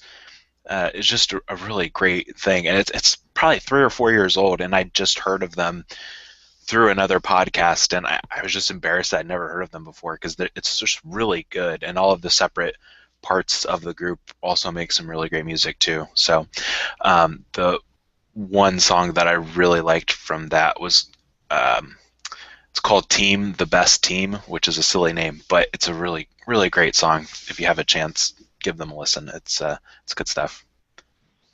Maybe the podcast you heard it from was this podcast in the future. It was. Oh, that's possible. I was listening to Welcome to Night Vale, which I don't know if you guys are familiar with that podcast, but it takes place in a town where government agencies may or may not be experimenting on the general populace. So a time-traveling storyline would not be out of the question. Well, there next you go. year we get to meet Doc Brown. Okay. It's true, we do. Guys, the flying car is just like 6 months away. We're in line. I can't wait for Jaws 10. Yeah, they have a lot of catching up to do. Oh, John, I'm going to go first because a lot of times I save myself for last just through some kind of vague So that you can talk self-aggrandizement. more. That's exactly right. But today I really don't think people are going to want me to talk too much because I'm going to say my whole family has been listening to a lot of Weird Al lately. And especially, but not exclusively, but especially his newest album came out this past summer, Mandatory Fun, possibly his last full-length studio album. He's kind of said he might concentrate more on shorter bursts of releases now and then. It is a funny album. Weird Al kind of hit a low point for me maybe 10 years ago, around the time of Poodle Hat. If we're gonna be the type who can really talk about Weird Al's discography, which I am, that was kind of a low point for me. And I think the last 2 or 3 albums I think have been really fun, in that in a very just in a way that kind of feels a little more relevant than maybe he felt before then. Maybe that's just because I'm 31 years old and I don't know what's relevant anymore. No. But it might just be because they are. Mandatory Fun was #1 on the pop chart. It was. I was vindicated. It was #1. Weird Al fans for years were vindicated. No, it is a funny album. It's mostly the parodies are always kind of that's what people focus on, and there are some funny ones. I think the Blurred Lines parody, Word Crimes, I think is really funny. Although it was funny. I played it for some linguist friends of ours who teach. She's an English professor over in California, and she heard it. She's like, I don't think that's very funny because to her, language is always evolving, and so it's a song for grammar Nazis, not for linguists. So she's a descriptivist. Yes, as far as I can tell, but it is a funny song, and it's a funny parody. The polka medley is, it's every time you listen to a Weird Al album, it's like, oh, it's like comfort food, right? And I want to draw attention to one song at the end, Jackson Park Express, which is just about these like few minutes you have with someone on a bus, and it's really funny when you remember, if anyone who's listening, if you were single into your 20s and 30s and everyone else around you was starting to get married and that kind of thing, of every person you meet, you think, oh, maybe this person is the one, and you go through this whole elaborate story with this person just in this 1 minute. Well, it's that kind of thing, except it's just so Weird Al'd, and it's been twisted, and it just gets so aggressively peculiar the further in you go, and it's like a 9-minute song. It's so funny. And so it is hilarious. I sent it to Aaron. I put it on my Spotify playlist to send it out, and it is really funny. He likes long album closers, and that's a great one. So that's a good time to plug our website here. We have a section on our website, takedownnotice.com, called Music We Like, and you can kind of follow some of the music we like. And I just went on to Nate's Spotify playlist and listened to Jackson Park Express and fell in love with it. So you can do the same. You too can fall in love with the Weird Al song. I don't know if Bono will like it. Bono's gone on record as saying he doesn't like the name of the band, but they got famous before they could change it. Boo-hoo. Bono problems. Oh, John. First world that pretends to care about third world problems. There is a song on the Weird Al album called First World Problems, and it's also really funny. It's done in the style of the Pixies. It makes me laugh. It makes my son laugh. My 4-year-old he requests that song specifically. So there you go. John, I'm sorry, I cut you off. No, that's okay. I have a very eclectic, but I will keep it very short. Peter Bradley Adams, a song called The Longer I Run, and actually I listened to his entire album just because I liked that song so much. It reminds me of, give away some of my very Christian roots here. Reminds me a lot of, now I just literally lost it. Sandy Patty. No. I would never listen to anything that sounds like Sandy Patty ever again. Petra. Caedmon's Call. Call. Very similar vocals. I was hoping for Sandy Patty. You guys, I haven't thought about Sandy Patty in 20 years. That was a deep. cut. Thank you for that, Aaron. Continue. But anyway, vocals remind me a lot of Caedmon's Call. I was a big fan. I think they're a talented group. I don't listen to them anymore that much, but it's a good album. Peter Bradley Adams. Also listening to Drake. Just an older some of his slightly older stuff. I love the song "Thank Me Now." That's one I put on in the car when I'm driving every once in a while. I don't want to feel like a baller. John, I'm disappointed to hear that there are also. times. John, I'm disappointed to hear there are times when you don't feel like a baller. But every day I wish I was a little bit taller. It seems like you seem like the type who should always be feeling like a baller. Just saying is all. That's all. Yeah, well, I appreciate that. Sure, I've got a girl who looks good. You can call her. Yeah. Okay. No, we need to quit this right now. Continue. Moving right along. Guys. Go ahead. For we were talking about daughters and dancing. Will's unborn daughter dancing in the womb, but my daughter loves dancing to Macklemore, so I've been playing that every once in a while for her just so she can dance. She loves to do some crazy dancing. So you've been playing Same Love for her? No. Thrift Shop, man. Thrift Shop every once in a while, but mainly Can't Hold Us. They can't do it. Yeah, so it's not possible. Anyway, it's good stuff. All right. Well, John, I'm gonna pass the mic back over to you because you are. It's a figurative mic made of love and respect. You should know because this is the same love.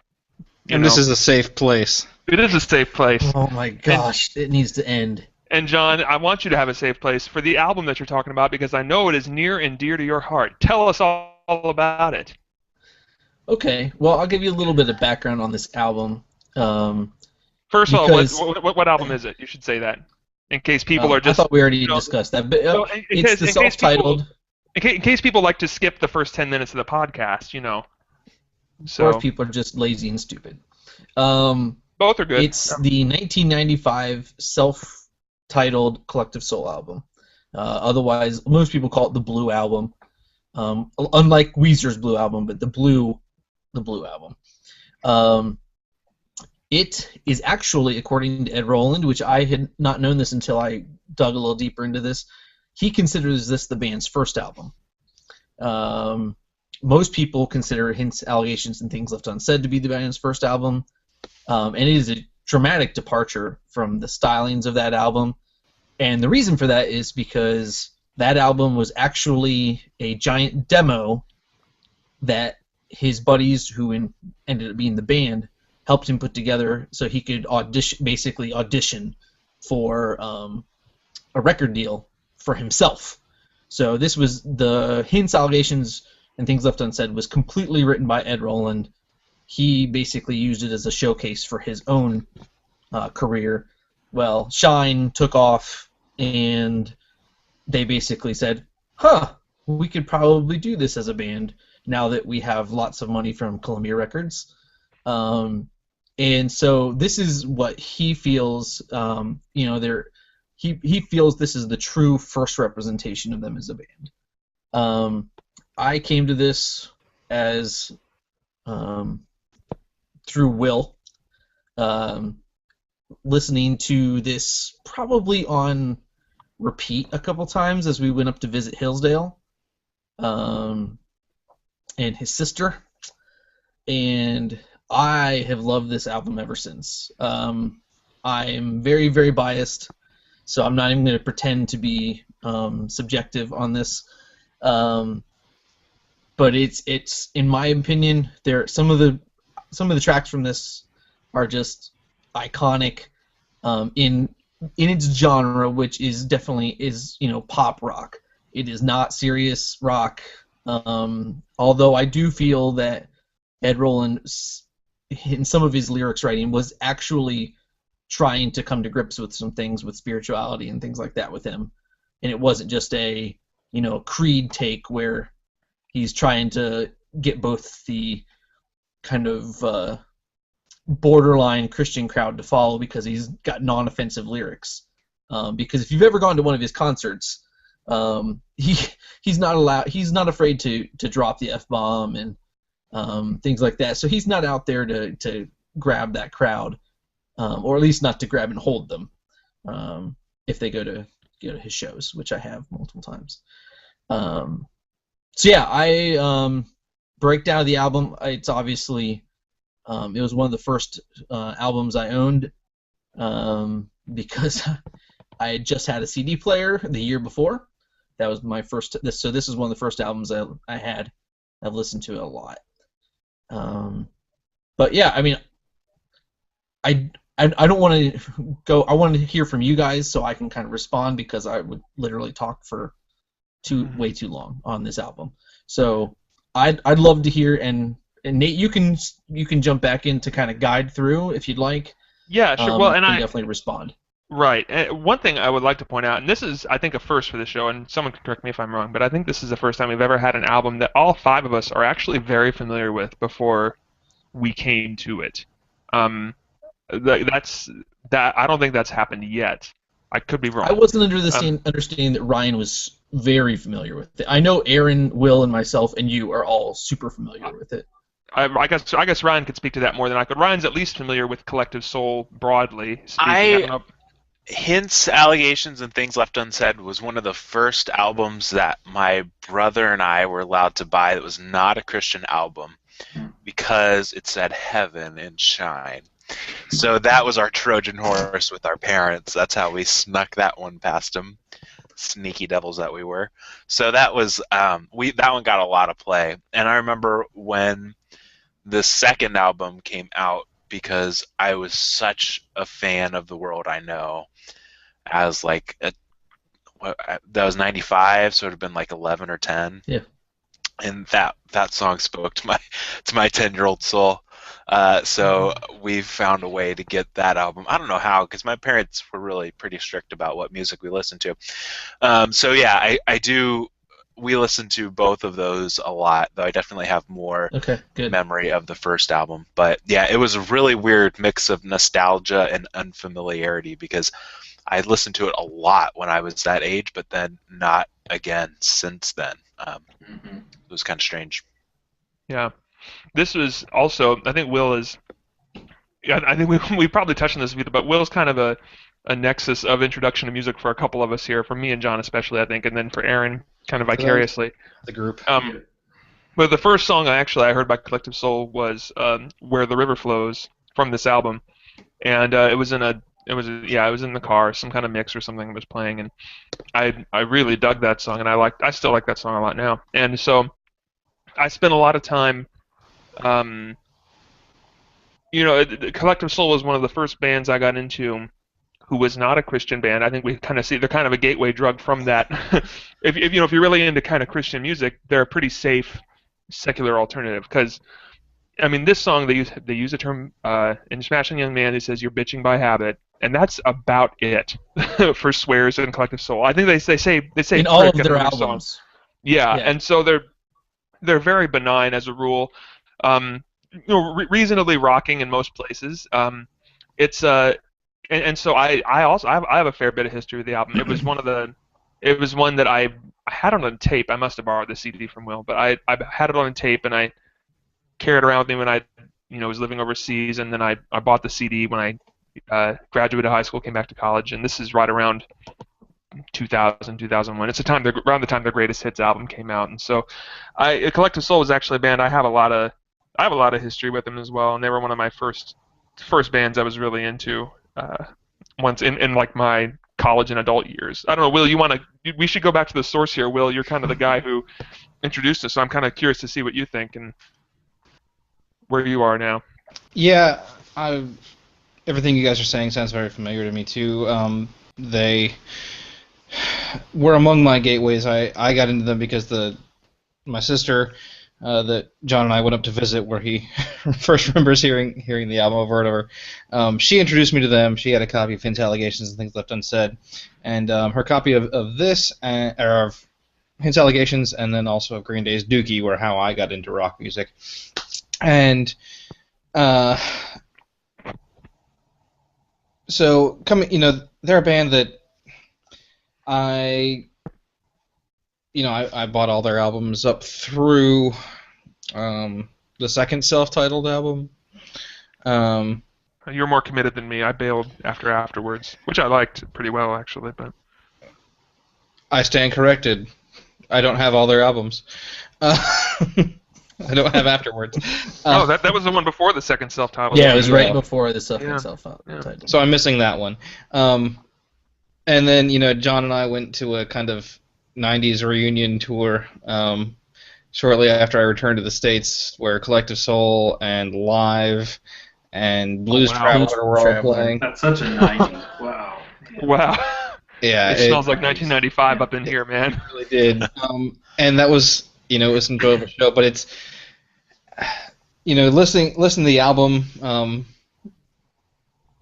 is not something I have done in a long time until that became our assignment here. They've become kind of that band that I used to like, and when the singles come on in the shuffle, I turn them up rather than skipping them. But I don't seek them out anymore, just because my tastes have shifted, not because I think they're bad. But yeah, Introduction was more or less the same. They were kind of tame, and I think that's kind of what we'll get into if we haven't enough already. Yeah. But, what kind of defines them is that they're, in addition to being enjoyable, they're also just they aren't offensive. And I think that's kind of been their calling card. Yeah, to some extent. I should also say I'm not super into them now. I gave them, like I said, afterwards came out. I want to say 2007. Does that sound right, John? Yeah, about right. Around there, 07, 08, somewhere there. And I bought that album and liked it, and and it was just like, all right, I think I have enough Collective Soul. I think was kind of my thought at that point, and I don't really. Every now and then I'll dust them off, give an album or two a listen. I have a couple that I gravitate to more than most, but even then it's kind of like, we'll see what I feel like listening to now. And I listened to it once and I'm like, oh, that was pretty cool. And then I put it on a second time, I'm like, I'm done. And that doesn't. I think I'm like Will. I think I'm just. It's not a place I'm at so much anymore. And I think I don't have as strong a nostalgia for it, probably as Will or John have for it. Aaron, we haven't heard from you either. I'd like to kind of hear your background with this. Yeah, this is a perfect album to kind of show the inner relationship of just, I guess, the relationships that at least the four of us out of five kind of had that were very tight in our music tastes. That wasn't very coherent, but whatever. Yeah, I came to this through John, who apparently through Will, and then Nate was kind of on the side. I knew Nate was into it because of all this stuff, and then other people, like I'd be at church camp, and there'd be one thing you did at church camp was you play guitar, and this is a great album for like showing you can play guitar. That's true. It is. I know. I mean, and these are people I look up to. This and. Like, oh man, this guy can really play guitar. Wow, he plays The World I Know, and he can play December, and he can play this. And some people could like play other stuff too. And so from every angle, this was like the big kids' music that I had to get to know. I couldn't not love the music. John's a couple years older, Will's a year older. This was like what big kids do, and it wasn't. And I also found myself liking it, just in itself. But like I also, like John said, in my own way, I can't be objective because I don't really know what it would be like to like approach this band without that. And so for me, most of the tracks on this album, or really on any of the first three albums, they're just automatically masterpieces in a way. At least that's how I receive them. Now, reflecting back on it, I actually find Collective Soul to be better in certain areas and worse in other areas. For instance, Gel. I love the riff on Gel.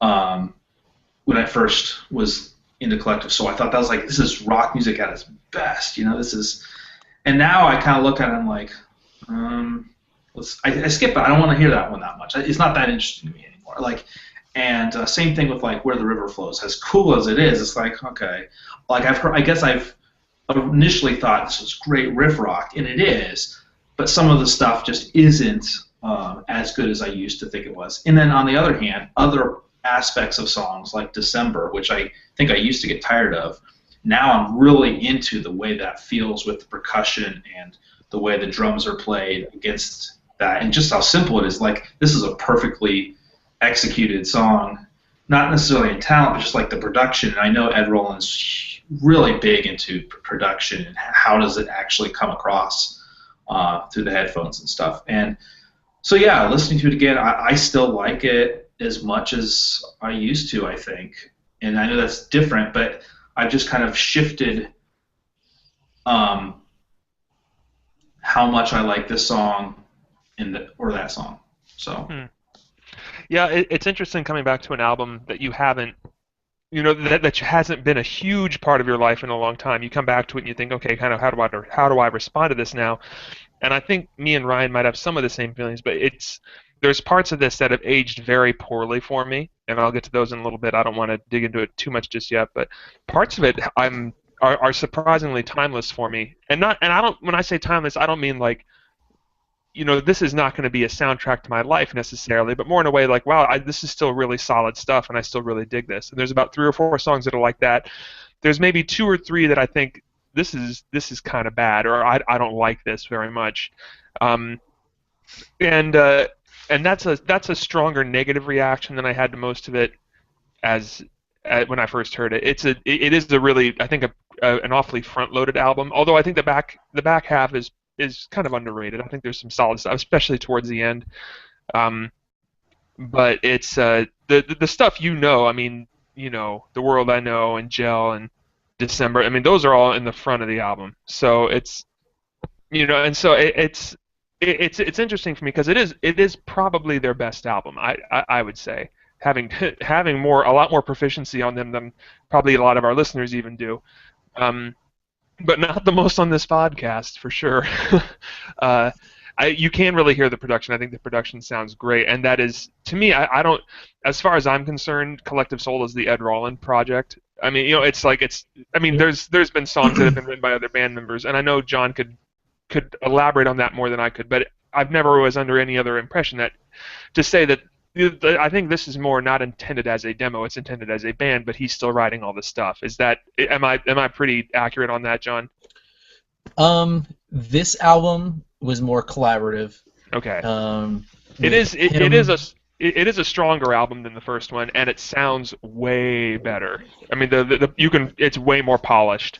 Well, the production, literally, Hints, Allegations, and Things Left Unsaid is a demo that they put together that Columbia cleaned up a little bit. Yeah, that's what you're getting. It definitely sounds that way. And you get a very eclectic style because Ed was trying to showcase that he can write in multiple styles. That's why you get Pretty Donna on the first one, in all strings that, was pretty enough to make it into my wedding.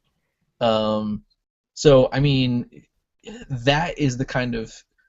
This album, Ed Roland has said in his interviews, it's their first album that he actually credits to Collective Soul. Which, again, I was completely unaware of that. As much as a Collective Soul homer as I am, I was completely unaware of that. Right. And 2, he said that this is the most representative of the band. And he said that was a problem at first because people were expecting Hints again. They were expecting Shine again. Now, I will say that I think that on this album, they took Shine and basically found what made that popular and said, how are we going to reproduce this as often as we can? Sure. And the good thing for me is that they did a good job on their ballads, and I know that you've mentioned to me that you think that they're overwrought, and we'll get into that. Yeah. But I think the one thing that can't be argued is, one, they perfected their studio craft. And you see little hints, no pun intended, of future projects in this one as well. You see a little bit of Dosage in some of the songs. You even see some of the stuff. They did like a weird live album in Morocco, and you see some of the drumming and the African drums and some of the background and some of them. I think it's in Simple. You have a little bit of the toms and stuff. But anyway, this one is supposed to be, from his recollection, the most representative of Collective Soul in its infancy. Okay. Well, Ryan. Ryan. Yes. Did you want to add something? Oh no, I didn't have anything. Maybe some okay. controversy. I was hoping that Ryan had something. I'm just soaking it all in. No, I think you're definitely right about the studio part of it. Yeah. It sounds very clean, which does not sound to particularly care for, but I can definitely recognize and appreciate the craft of it. Yeah, I think clean almost sounds has almost a negative connotation. I would say it just sounds very accomplished, and it sounds very, very assured of the kind of sound they want to go for. However that may sound, there's a lot of confidence to how it's executed in the studio. I agree with that. Since we've kind of all discussed sort of our background with it, I want to let's start by touching on maybe some high points that we have, and John, we can start with you. I know for you it'll be hard to pick, but what are some? I mean, you mentioned the studio craft kind of really stands out to you. I know you probably like most of the songs on here, but just what are some of the really highlights for you that you really enjoy? And it doesn't have to be specific songs, just like aspects of it that you really enjoy. Well, I mean, there's no question that Collective Soul was known for their riffs. That's what got the most recognition early on, as far as in the rock crowd. The pop crowd got Into the World I Know, and yes, that was very, very popular and got destroyed by the radio. But their riffs are awesome. And to me, when I was grading it, one of the best grading tracks is Simple. Right off the bat, you get slammed into this album. Like, it has that kind of old-timey radio feel at the beginning with the effect, and then the boom boom, and then you're right in, and it just instantly for me hooks the entire album. And I'm like, all right, I'm committed. I will hand you my money. And that's what I feel at least used to be in the disc world. Not the disc world of science fiction, but back in CD land, that was a big selling point. You got to hook somebody early to be able to get them to buy an album, because there weren't a ton of places that would allow you to listen to the entire album, and you couldn't just cherry pick as easily, and so you had to have something that was you said it's very front loaded, and I would tend to agree. Where we differ is I just don't think that the rear is actually that bad. Although Collection of Goods, everybody just doesn't like that. Bad. I don't know anybody who likes it. Strong word. I would actually say it's a little underrated, but that's the stuff you're going to come to this album for. Is you'll get to it mostly by track 6 or 7. Yeah. So I would say Simple. We'll touch on The World I Know later, because that one will have a lot of good dialogue. Yes, we will. I like Untitled. I know people think that he was baiting the Christian crowd with with some of his lyrics, but I truly believe that from listening to interviews with Ed, he is very much a love conquers all kind of spirituality. He's not pigeonholed into one religious view, but he very much is that we should. He's like a flower child. We should all love, man. We should, it fits him. He had the long hair, and he's very much like a modern hippie. And even nowadays, he's still like that. You look at him, and he's 50 years old or whatever, and he still looks like that. And that's where I kind of lyrically kind of back off a little bit and don't give him a lot of crap for some of the very lovey-dovey, love this, love that, because at that time he said, he was still searching for what he believed in general. He grew up the son of a preacher in Georgia, and he and his brother basically, from the time that they could, talk, were, playing in the church, doing choir, things like that. So, he had a little bit of the jaded preacher son thing, and I remember him saying in one of his interviews that his dad basically told him, what you're writing is prayers, right? And he was like, well, I don't know what I believe yet. And he was like, well, you're writing that. So he was really unaware of what he believed. And so I get some of the stuff that he's writing. It seems kind of, I know, kind of vague intentionally, but I think it's not that. I think it was more honest. I don't really know. But I know that love will conquer all kind of mentality, which, that's naive, but, it's also, pretty valid point. You should worry about that first. Yeah. It's, well, I don't know, maybe this is a good time as good a time to discuss this as any, but I would say my issue with Collective Soul is primarily the lyrics, because it's not just this kind of, I don't mind, I can handle lovey-dovey, hippie kind of stuff. I mean, I'm cool with that. Whatever. He's so vague and so broad that it's almost meaningless sometimes. To me, as far as I can tell. Now, this album, I think Untitled is a little more specific, which is ironic since it's Untitled. But I think that album, I think that song works. One of the reasons it works is I think the lyric actually feels a little more. It feels a little more thought out. The other beef I have with Collective Soul, and I say this not as I say this to get to my positives, but the other beef I have with Collective Soul is if you listen to a lot of them, they follow a very specific kind of format in all of their songs, and not just the radio singles. Well, this is Aaron's motif there. Yes, and there's this kind of thing of, okay, you get riff, verse, chorus, riff, verse 3, maybe chorus. So there's this very kind of very standard structure to the point where it almost feels like I've heard this leveled against someone like Sufjan Stevens, and I don't think they're such different musicians, but there's this thing of when you're this kind of musician who comes up with so many different ideas, it almost feels like you just almost in your head they're almost like Legos, and you build them in whatever way you like, and then it gets torn down. You're like, I didn't like that thing, and then so this riff goes with this chorus now. I don't know if this is how he writes, but this is how it feels to me, because to me it just seems like the structure of how the songs are set up are so similar every time. This album, and I'm saying that because this album breaks from that in a few places. I think Simple, I agree with John.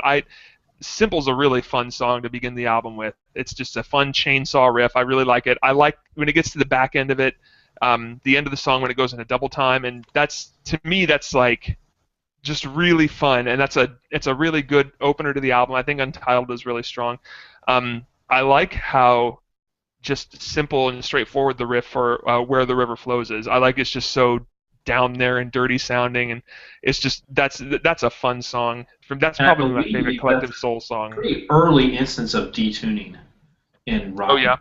Which obviously becomes a big thing later on. It's like, we can get heavier by dropping a low E to a D. Well, we can drop her by detuning. We can be drop her by adding a 7th string, which is low. So this is, in a way, even though it's very pop, Where the River Flows is so heavy because of the detuning.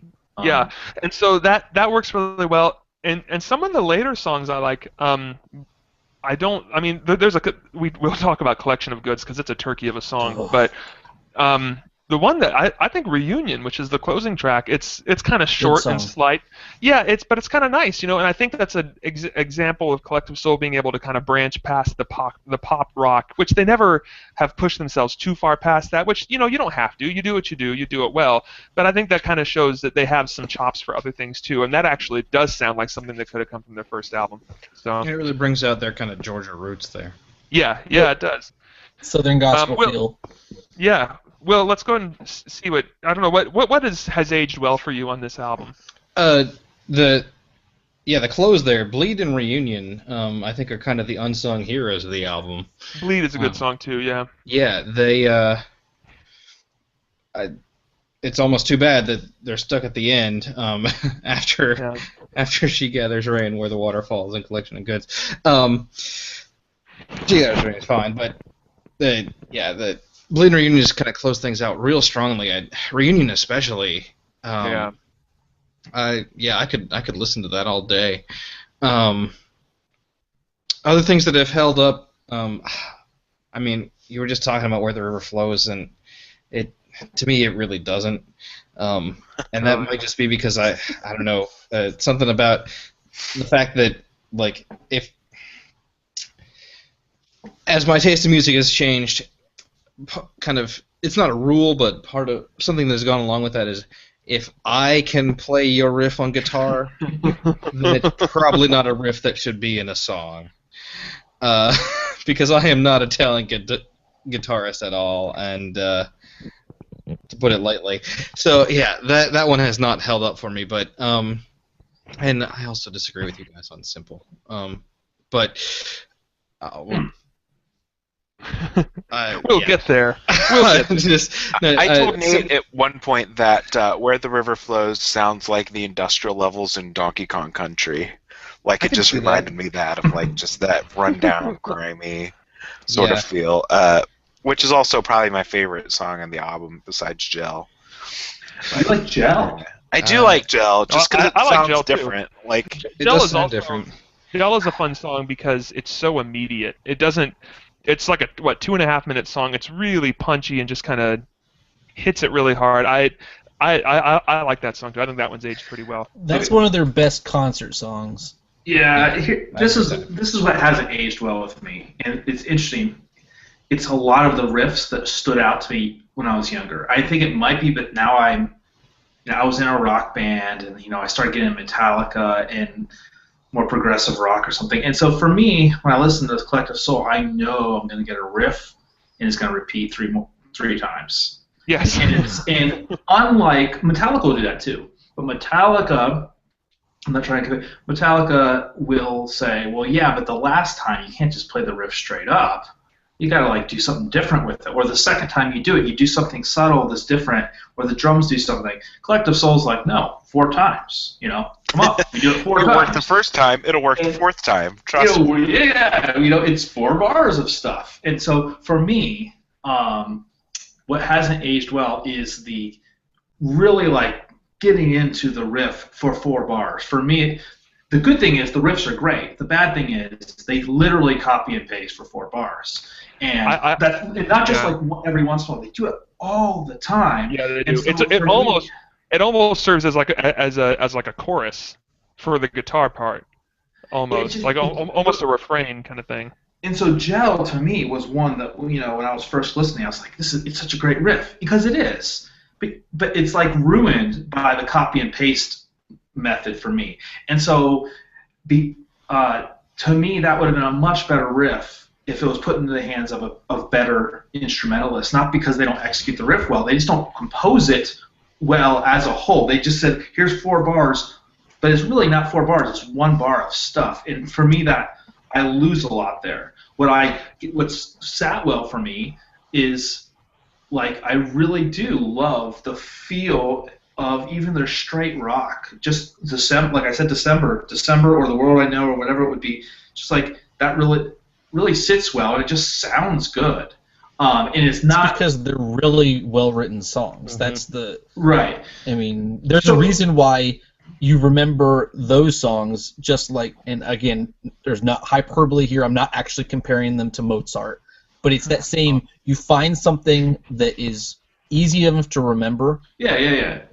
And that's what you latch on to. And that's the strength of Collective Soul. And I think the problem is it's in terms of aging, they flirt with they're super catchy and you're gonna remember it, it's gonna stick with you, but it flirts with being annoying at certain times. It's not because over this album I think is wonderful, but like let's just choose another song that has a great riff from later on, Counting the Days. Heavy. and heavy. But like all of those as riffs, they're great, but they just don't do enough with them. I think that's only half of the picture, though. I agree completely with what you're saying. I think the other half of why things like World I Know and December hold up is something that Nate touched on, is that lyrically they feel a little more mature than a lot of their other stuff. Or just thought out. I mean, it's just kind of this feeling of like, even, I mean, we'll get to my feelings on the World I Know in a little bit here, but I mean, at least the song is, I see what he's getting at least. You know, but I mean, the worst example of this is Collection of Goods, which is a terrible, I mean, that's even a terrible phrase to build a song around. You know, it has no emotion to it. It's like collection of goods. It's like beige in music form. and then it comes in with that garbly, like John, you mentioned this in our discussion preparing for this. It sounds so filtered and ugly, and it's like it's a hookless song that goes nowhere. And to me, most Collective Soul songs sound a little like Collection of Goods. Like they'll find like a fun phrase. Oh, counting the days. That's a cool. I mean, we can build a hook around counting the days, and I like counting the days. That's a fun song, but it's just like. What I will say about the riff. So we should say about Counting the Days, that is completely lifted from Metallica's King Nothing, which is a better song. But the riff is exactly Metallica's King Just saying. Exactly. You know, what I was going to say about the riffs is that at their worst, they have a tendency almost to have a riff in search of a song.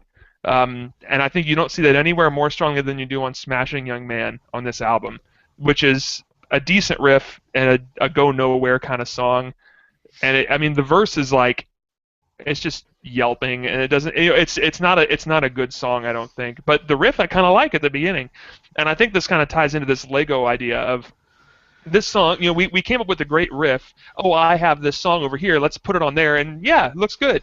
You know, to me that feels like how they write some of their stuff. I don't feel like I do like the riffs. They need to do more with them. They Ed Roland or that's the prog in you.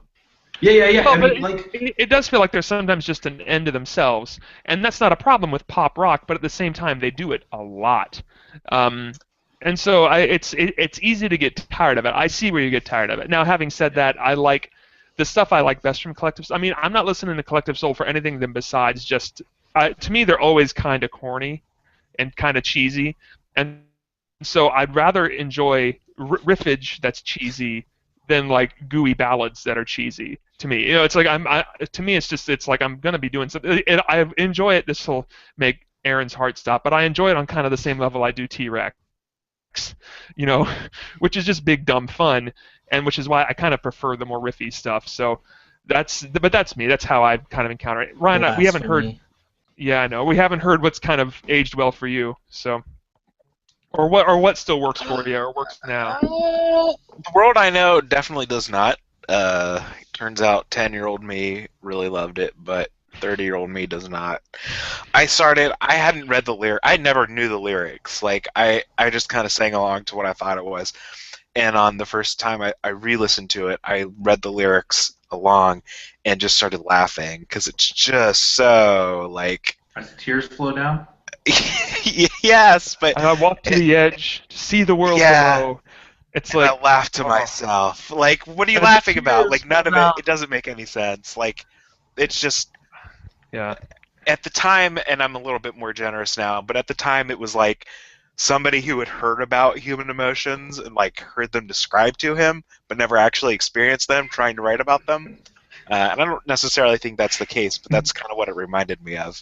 It was just like, what? It hits a lot of lyrical cliches in a short amount of time, and part of that now, John, when you mentioned I don't know much about Ed Roland as a person. I mean, you're more you know more about that than I do. So you know he's kind of more this hippie granola type, and that's cool, and that makes more sense when I read this.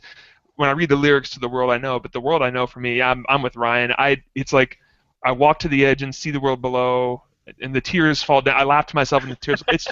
It's one cliche after the other, and the song is, I mean, it's a well-produced song. It sounds lovely, but it's so saccharine. It's strings and cellos and, you know, the tender guitar work, and it's like the big swell at the end, and it's just so like it feels manipulative and gooey to me. truthfully. And I say this as someone now, I never loved the song. Like when I got into Collective Soul, it was always kind of one I kind of tolerated to get to the stuff I liked a little more. This is I don't know why I didn't just skip it. I'm not a skip the song kind of person, I guess. But I never really loved it, so I'm not losing like it's not a complete about face for me, but that's how it plays to me now. So well, I can tell you lyrically what Ed said that it was about. One, it was feeling literally lost in his pursuit of music and things like that, and basically finding out that it's the whole words of I've been reading have started the act of bleeding to one. That's again him pointing back to love. But then he mentioned specifically the symbolism of which I absolutely hate the music video for this song because it makes it seem really awful. It's really awful. So contrite. I think trite. But is what you mean. Like it seems really just contrived. I'm sorry. Contrived and trite. It can be both. That's what contrived actually is what I meant to say. But he said that the imagery he was going for when he came up with the idea for the whole like walking up to the ledge to commit suicide and seeing all the people walking below was that it was supposed to be kind of like the ants and things like that. That we're all just part of this really big grand picture, and we're all just having to go about and do our own thing, and that's kind of where he got the lyrics. I'm not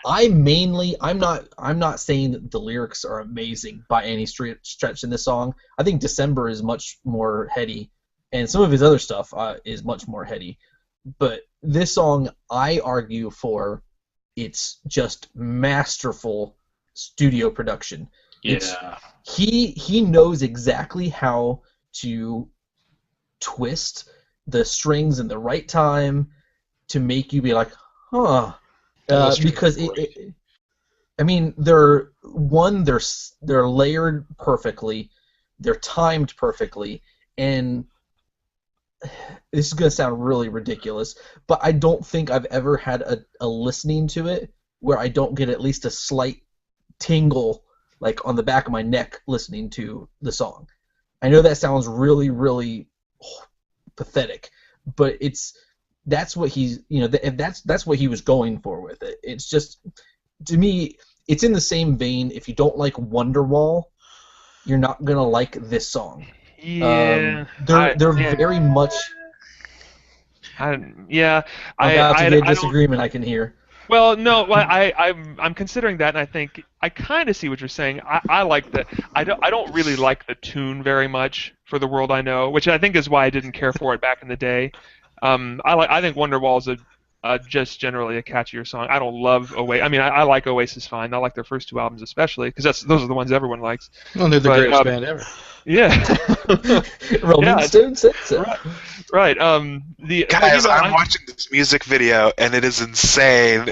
It's so funny. When you were talking about how Creed just kind of would play the Christian card to get as many people in there as they could, I would respect that Ed is not doing that, and I totally get what he put into it. I don't doubt that, but man, it's like it really doesn't play well.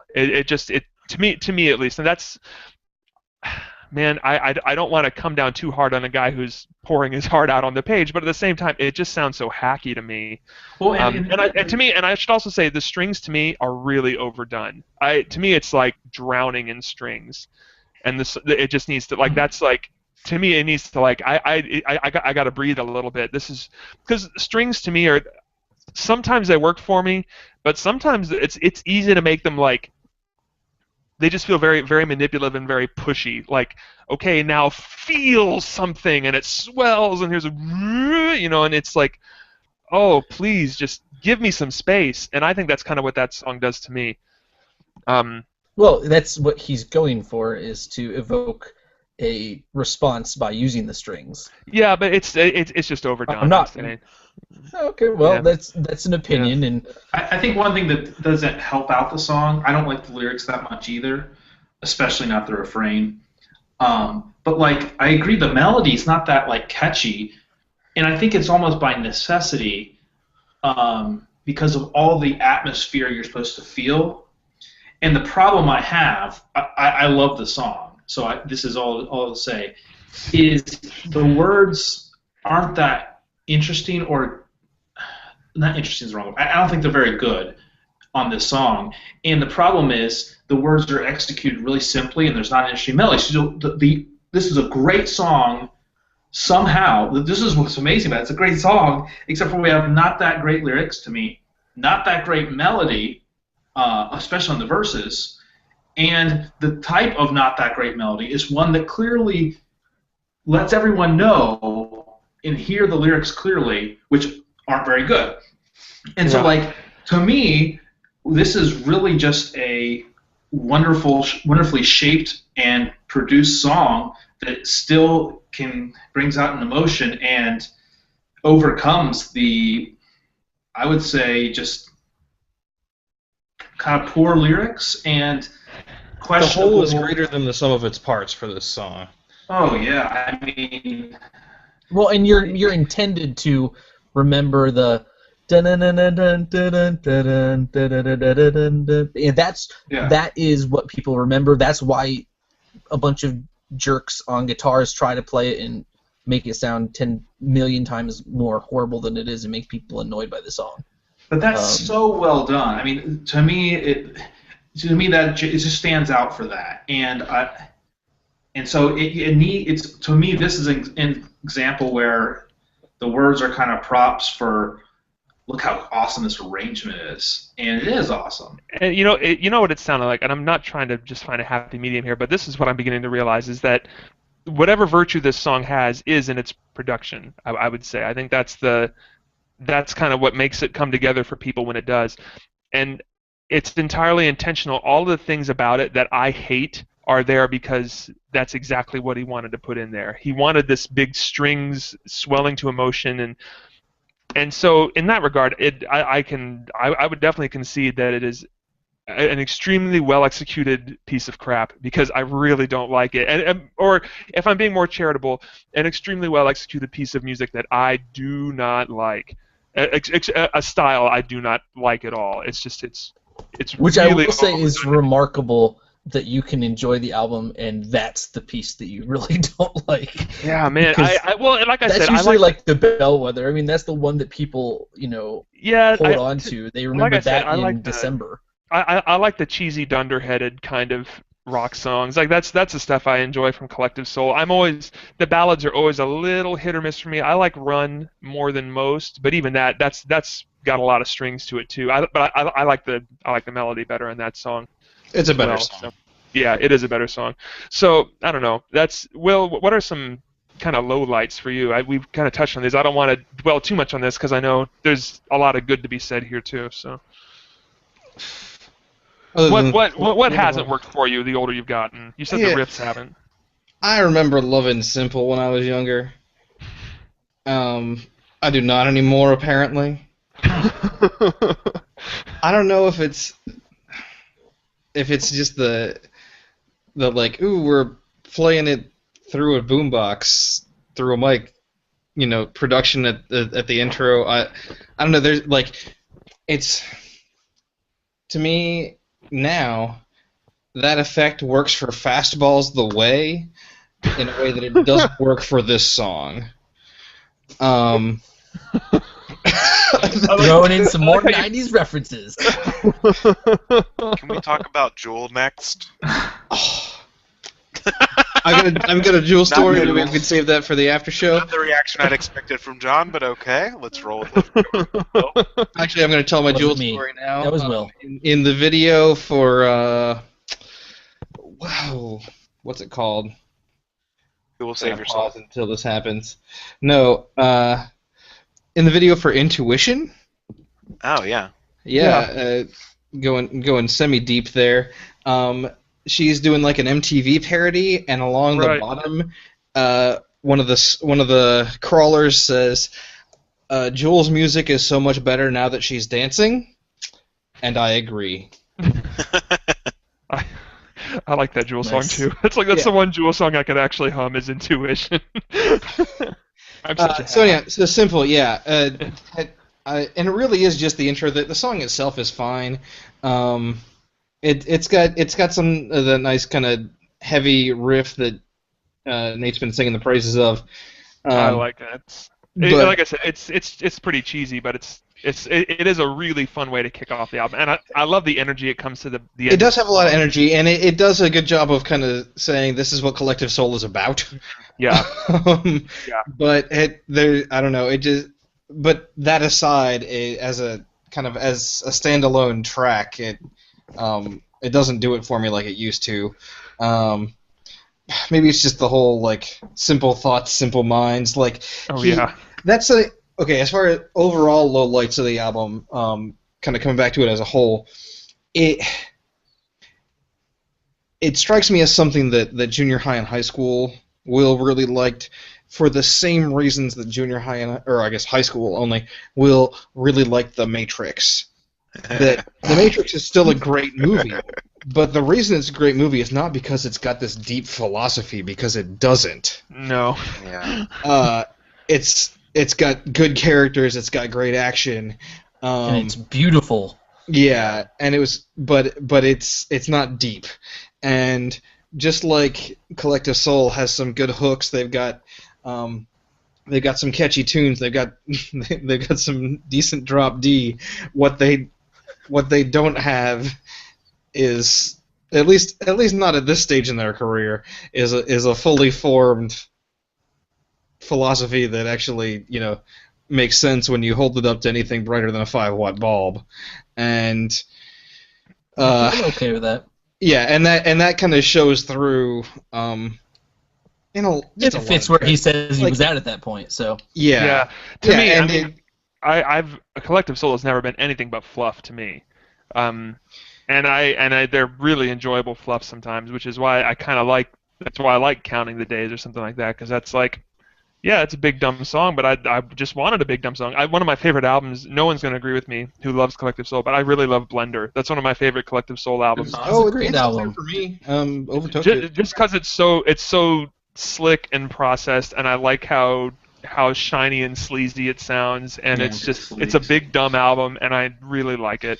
And So- it was also the that's- one that had the undoing of the band for Yeah. most of it, because that's when Ross left. Because Yeah. after that album. Yeah. And those sorts of things are what now Will likes about the band. Right. But 1995 Will, thought there was a message that was worth listening to, and that doesn't really come through anymore. Yeah, it's like if it's a very personal album, it's not. He doesn't have the tools lyrically to express a lot of quite complex stuff that he's feeling and going through. To me, it sounds that way to me. I don't think they ever really got there in terms of depth, because but that's more just kind of not what I'm looking for even with them. So One thing I want to, if I can throw something in there, is that okay? go for it. We haven't specifically talked about Ed Rollins' vocals, and I went and saw them in concert with John at some point. I think it was the album with Counting the Days. Which one is that? Youth. Youth, I yeah. think it was during that With tour. Joel Cash had just taken over as the Yeah. And so we were there. We were like to the right of the stage or something like that. And I remember being impressed by Ed Rollins' like performing ability overall. He didn't always go for the high notes, but like he definitely has like a presence as a vocalist. But so I didn't know what you all thought. I enjoy the way he drops off notes and you know what I'm talking about? I don't know, like the end of a line, he'll just kind of like fade into almost like a talk at the very end of his words. But either way, he has a very distinctive sound, and I think that usually works for him, but I think it also kind of highlights sometimes what the lyrics, and that's not good sometimes. for Yeah, me. I don't like the lyrics usually. To me, he's not how do I put this? I'm trying to think of the best ways. He's just got a lot. He's a very versatile vocalist in the sense that he can do the kind of growly, yelpy kind of stuff pretty well, and he's got a good throatiness to it. But then he can hit some pretty smooth stuff. I like the vocal to Reunion is really nice. and I think that's one. So he's got a lot of versatility that way. To me, he's not so good at either one that I'm like, oh wow, that you got to listen to Collective Soul for Ed Roland. You know, it's like Right. no, I mean he's good. He gets the job done, and he's always one thing that's always good about Collective Soul that they always seem to have a very they don't.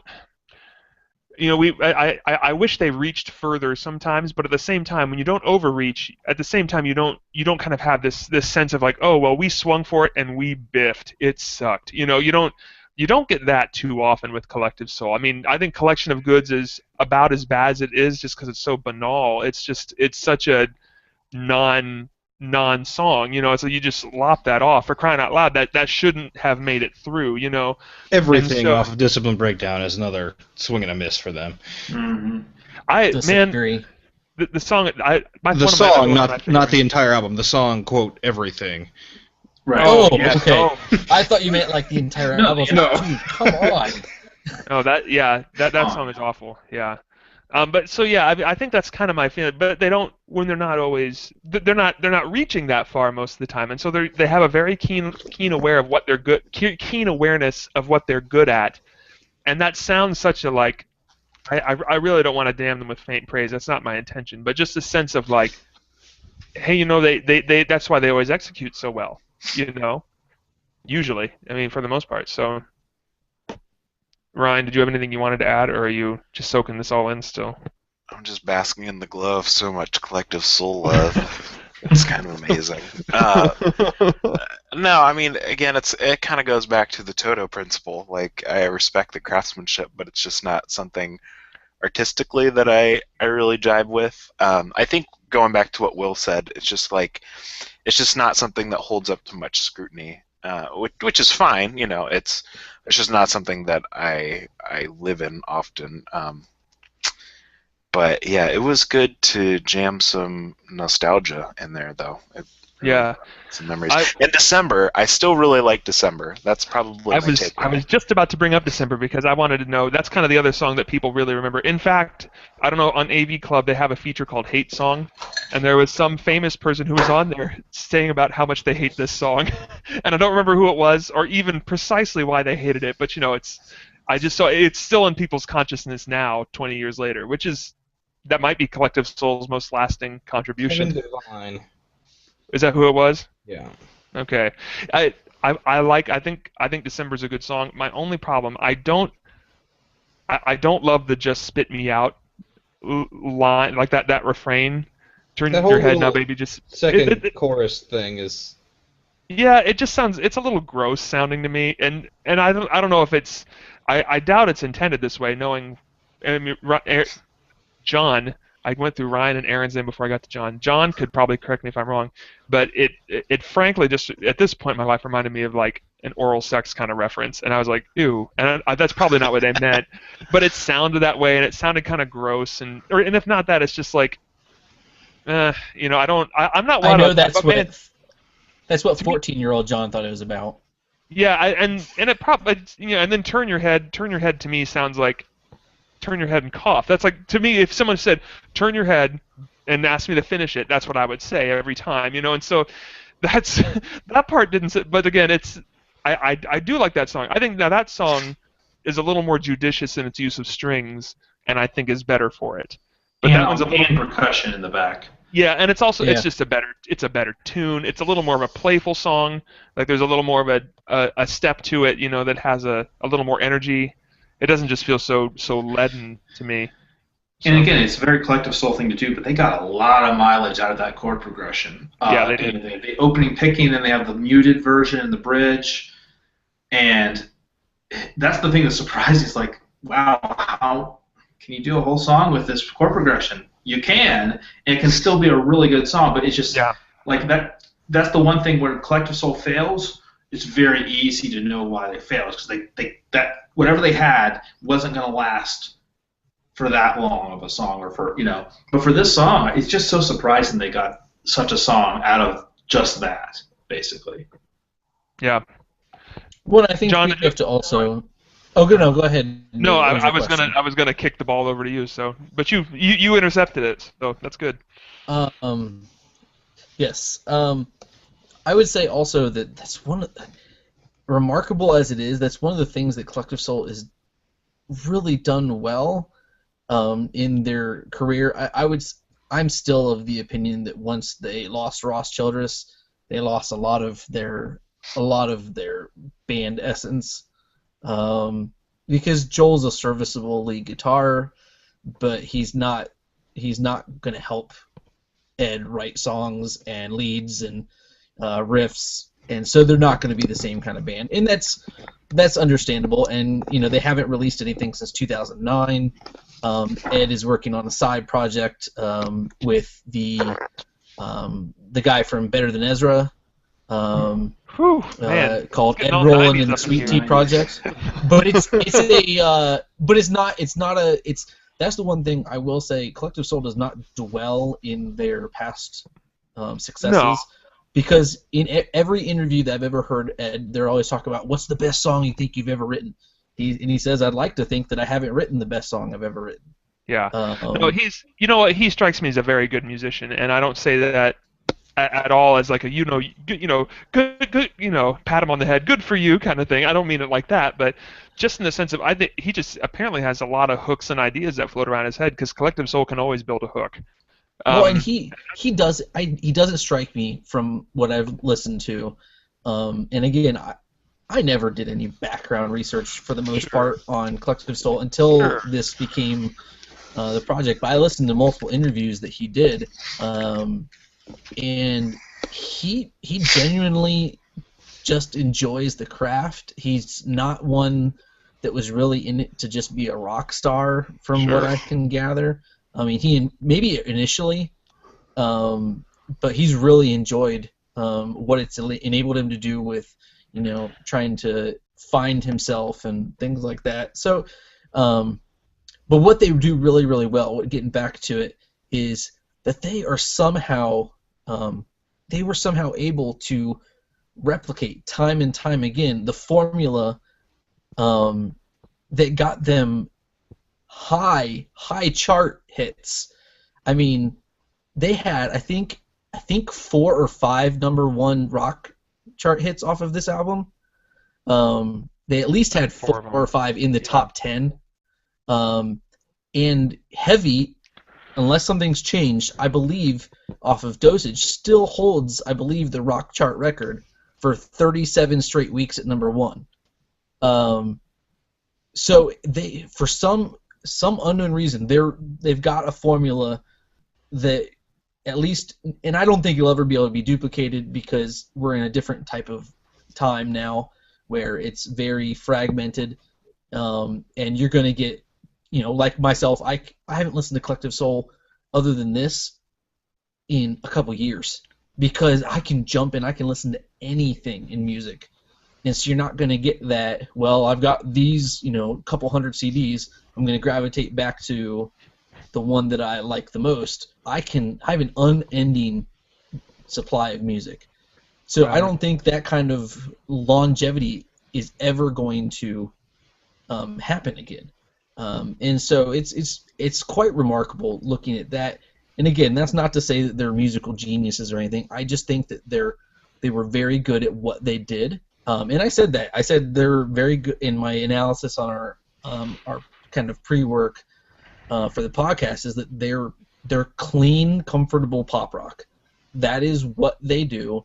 They've ventured out away from that a couple times in some of their stuff, but the majority of their success has been the clean, comfortable pop. It's not offensive, and you're going to probably remember how to hum it. It's summed up in the charts that they hit #1 on were the mainstream rock charts. Yeah. And well, you know what? That's I think it's a good place to close, because we just keep going. We have so much to say about Collective Soul, so much history and passion, and we got to wrap this up. Does anyone else have something they want to add real quick? Doesn't sound like it. Even if you did, I'm moving on. We need to talk about songs we're going to talk about in the next episode. Guys, I think, John, you're going to be stuck having to pick a song that sucks. I'm going to make you do it. I'm going to go peruse the new U2 album. Oh, thanks. Thank you. That's so funny. So brave, making fun of U2 on the internet. Jeez. I just joined the thousands of others. Aaron, how about you? You got a song you want to pick? Yeah, I was never really comfortable determining one Metallica song, but it's definitely a Metallica song. And well, there's one. I think the song, besides the obvious songs that everyone could choose from Master of Puppets, that really stands out to me, that really gives Master of Puppets that extra little oomph to make it my favorite, is Disposable Heroes off of the Master of Puppets album. We're going to talk about Metallica and get us a real takedown notice, I bet. Disposable Heroes, Metallica. Yeah, those jerks. Yeah. Will, how about you? We're going to rock a lot less than Metallica with my pick. That would be Yoshimi Battles the Pink Robots. Oh, yeah. Flaming Lips. Yeah, cool. I like that song. And I'm going back to my son would be proud of me. I am picking Weird Al Yankovic's first big, long masterpiece, The Biggest Ball of Twine in Minnesota. Awesome. Yep. It's a great song. And we haven't done Weird Al. It feels like we need to give him. This will be known as the episode that introduced Weird Al to the takedown notice, and now we lose all our listeners. So, okay, guys, I think that's everything. We did talk about Cavity Search in the past, but we did. We mentioned it, but that was in context of a U2 song. But And how creepy the video was. Yeah, for the video for the U2 album? No, anyway. for Cavity Search. I don't know now I gotta find it, man. Okay. Oh man, totally creepy. Anywho, this can be a sidebar, I think. Oh my! Hey, you guys, everyone listening at home should get on iTunes and subscribe, and leave us a review. We'd love to have it. We'd love to hear from you. Love some feedback. You can contact us. I'd even love a scathing review. Yeah, no such thing as bad publicity. We're small-time rigs, so we'll take it. You can email us, thetakedownnotice@gmail.com. On Twitter, we are takedownnotice. And then you can go to our website, which is a great place to go, thetakedownnotice.com, as Aaron mentioned earlier in the episode. Thank you all for listening, and we will see you in episode 15. Thanks. Bye. Whew. All right. That was a big one, guys. That was.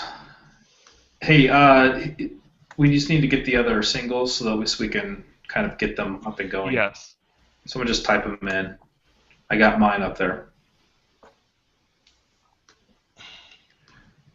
Believe it or not, I don't think this was the longest one we've had. Total was longer, yeah. Yeah. Because it says an hour 18 for me. Yeah, that's what I got. Yeah. I seem to remember Toto continuing on for eons. Yes, it truly was eternal. Yes. Ryan still dreams of that podcast. Gets It's cold like sweats. It's like a bad meal, It's like, Toto. Just can't get past. Hey, I'm telling you know what, what? man. I still hear 5 Toto songs a day.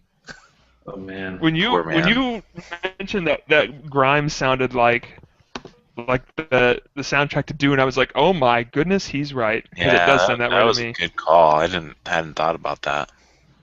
Now Ryan's gonna get a gag reflex whenever he listens to Grimes. Oh, man. Dune was awesome. Dune's such a weird movie. It's like It's a not an feature awesome film. movie. It's an awesome book and a movie that makes no sense. I gotta say, it sounds more like Drive than it sounds like Dune. Though. It does sound a lot like Drive.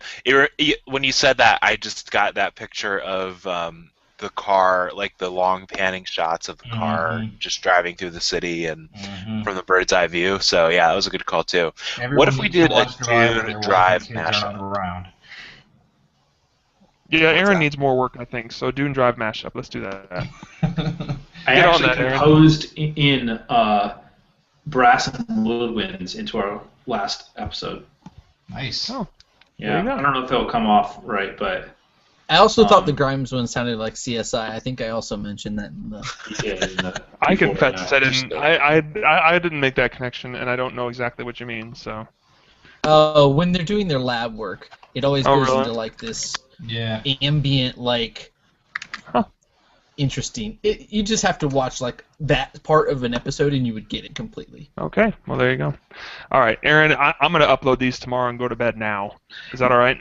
Yeah, no, it's totally fine. And obviously we have to do 11, 12. And the problem is finding time to do it, because for me, my internet's different, and it totally wipes out the internet when I do it. It doesn't always work.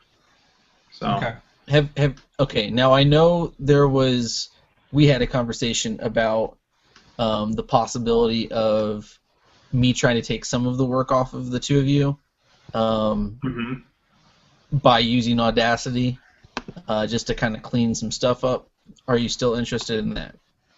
I don't know. I think we'd probably just have to like have that conversation.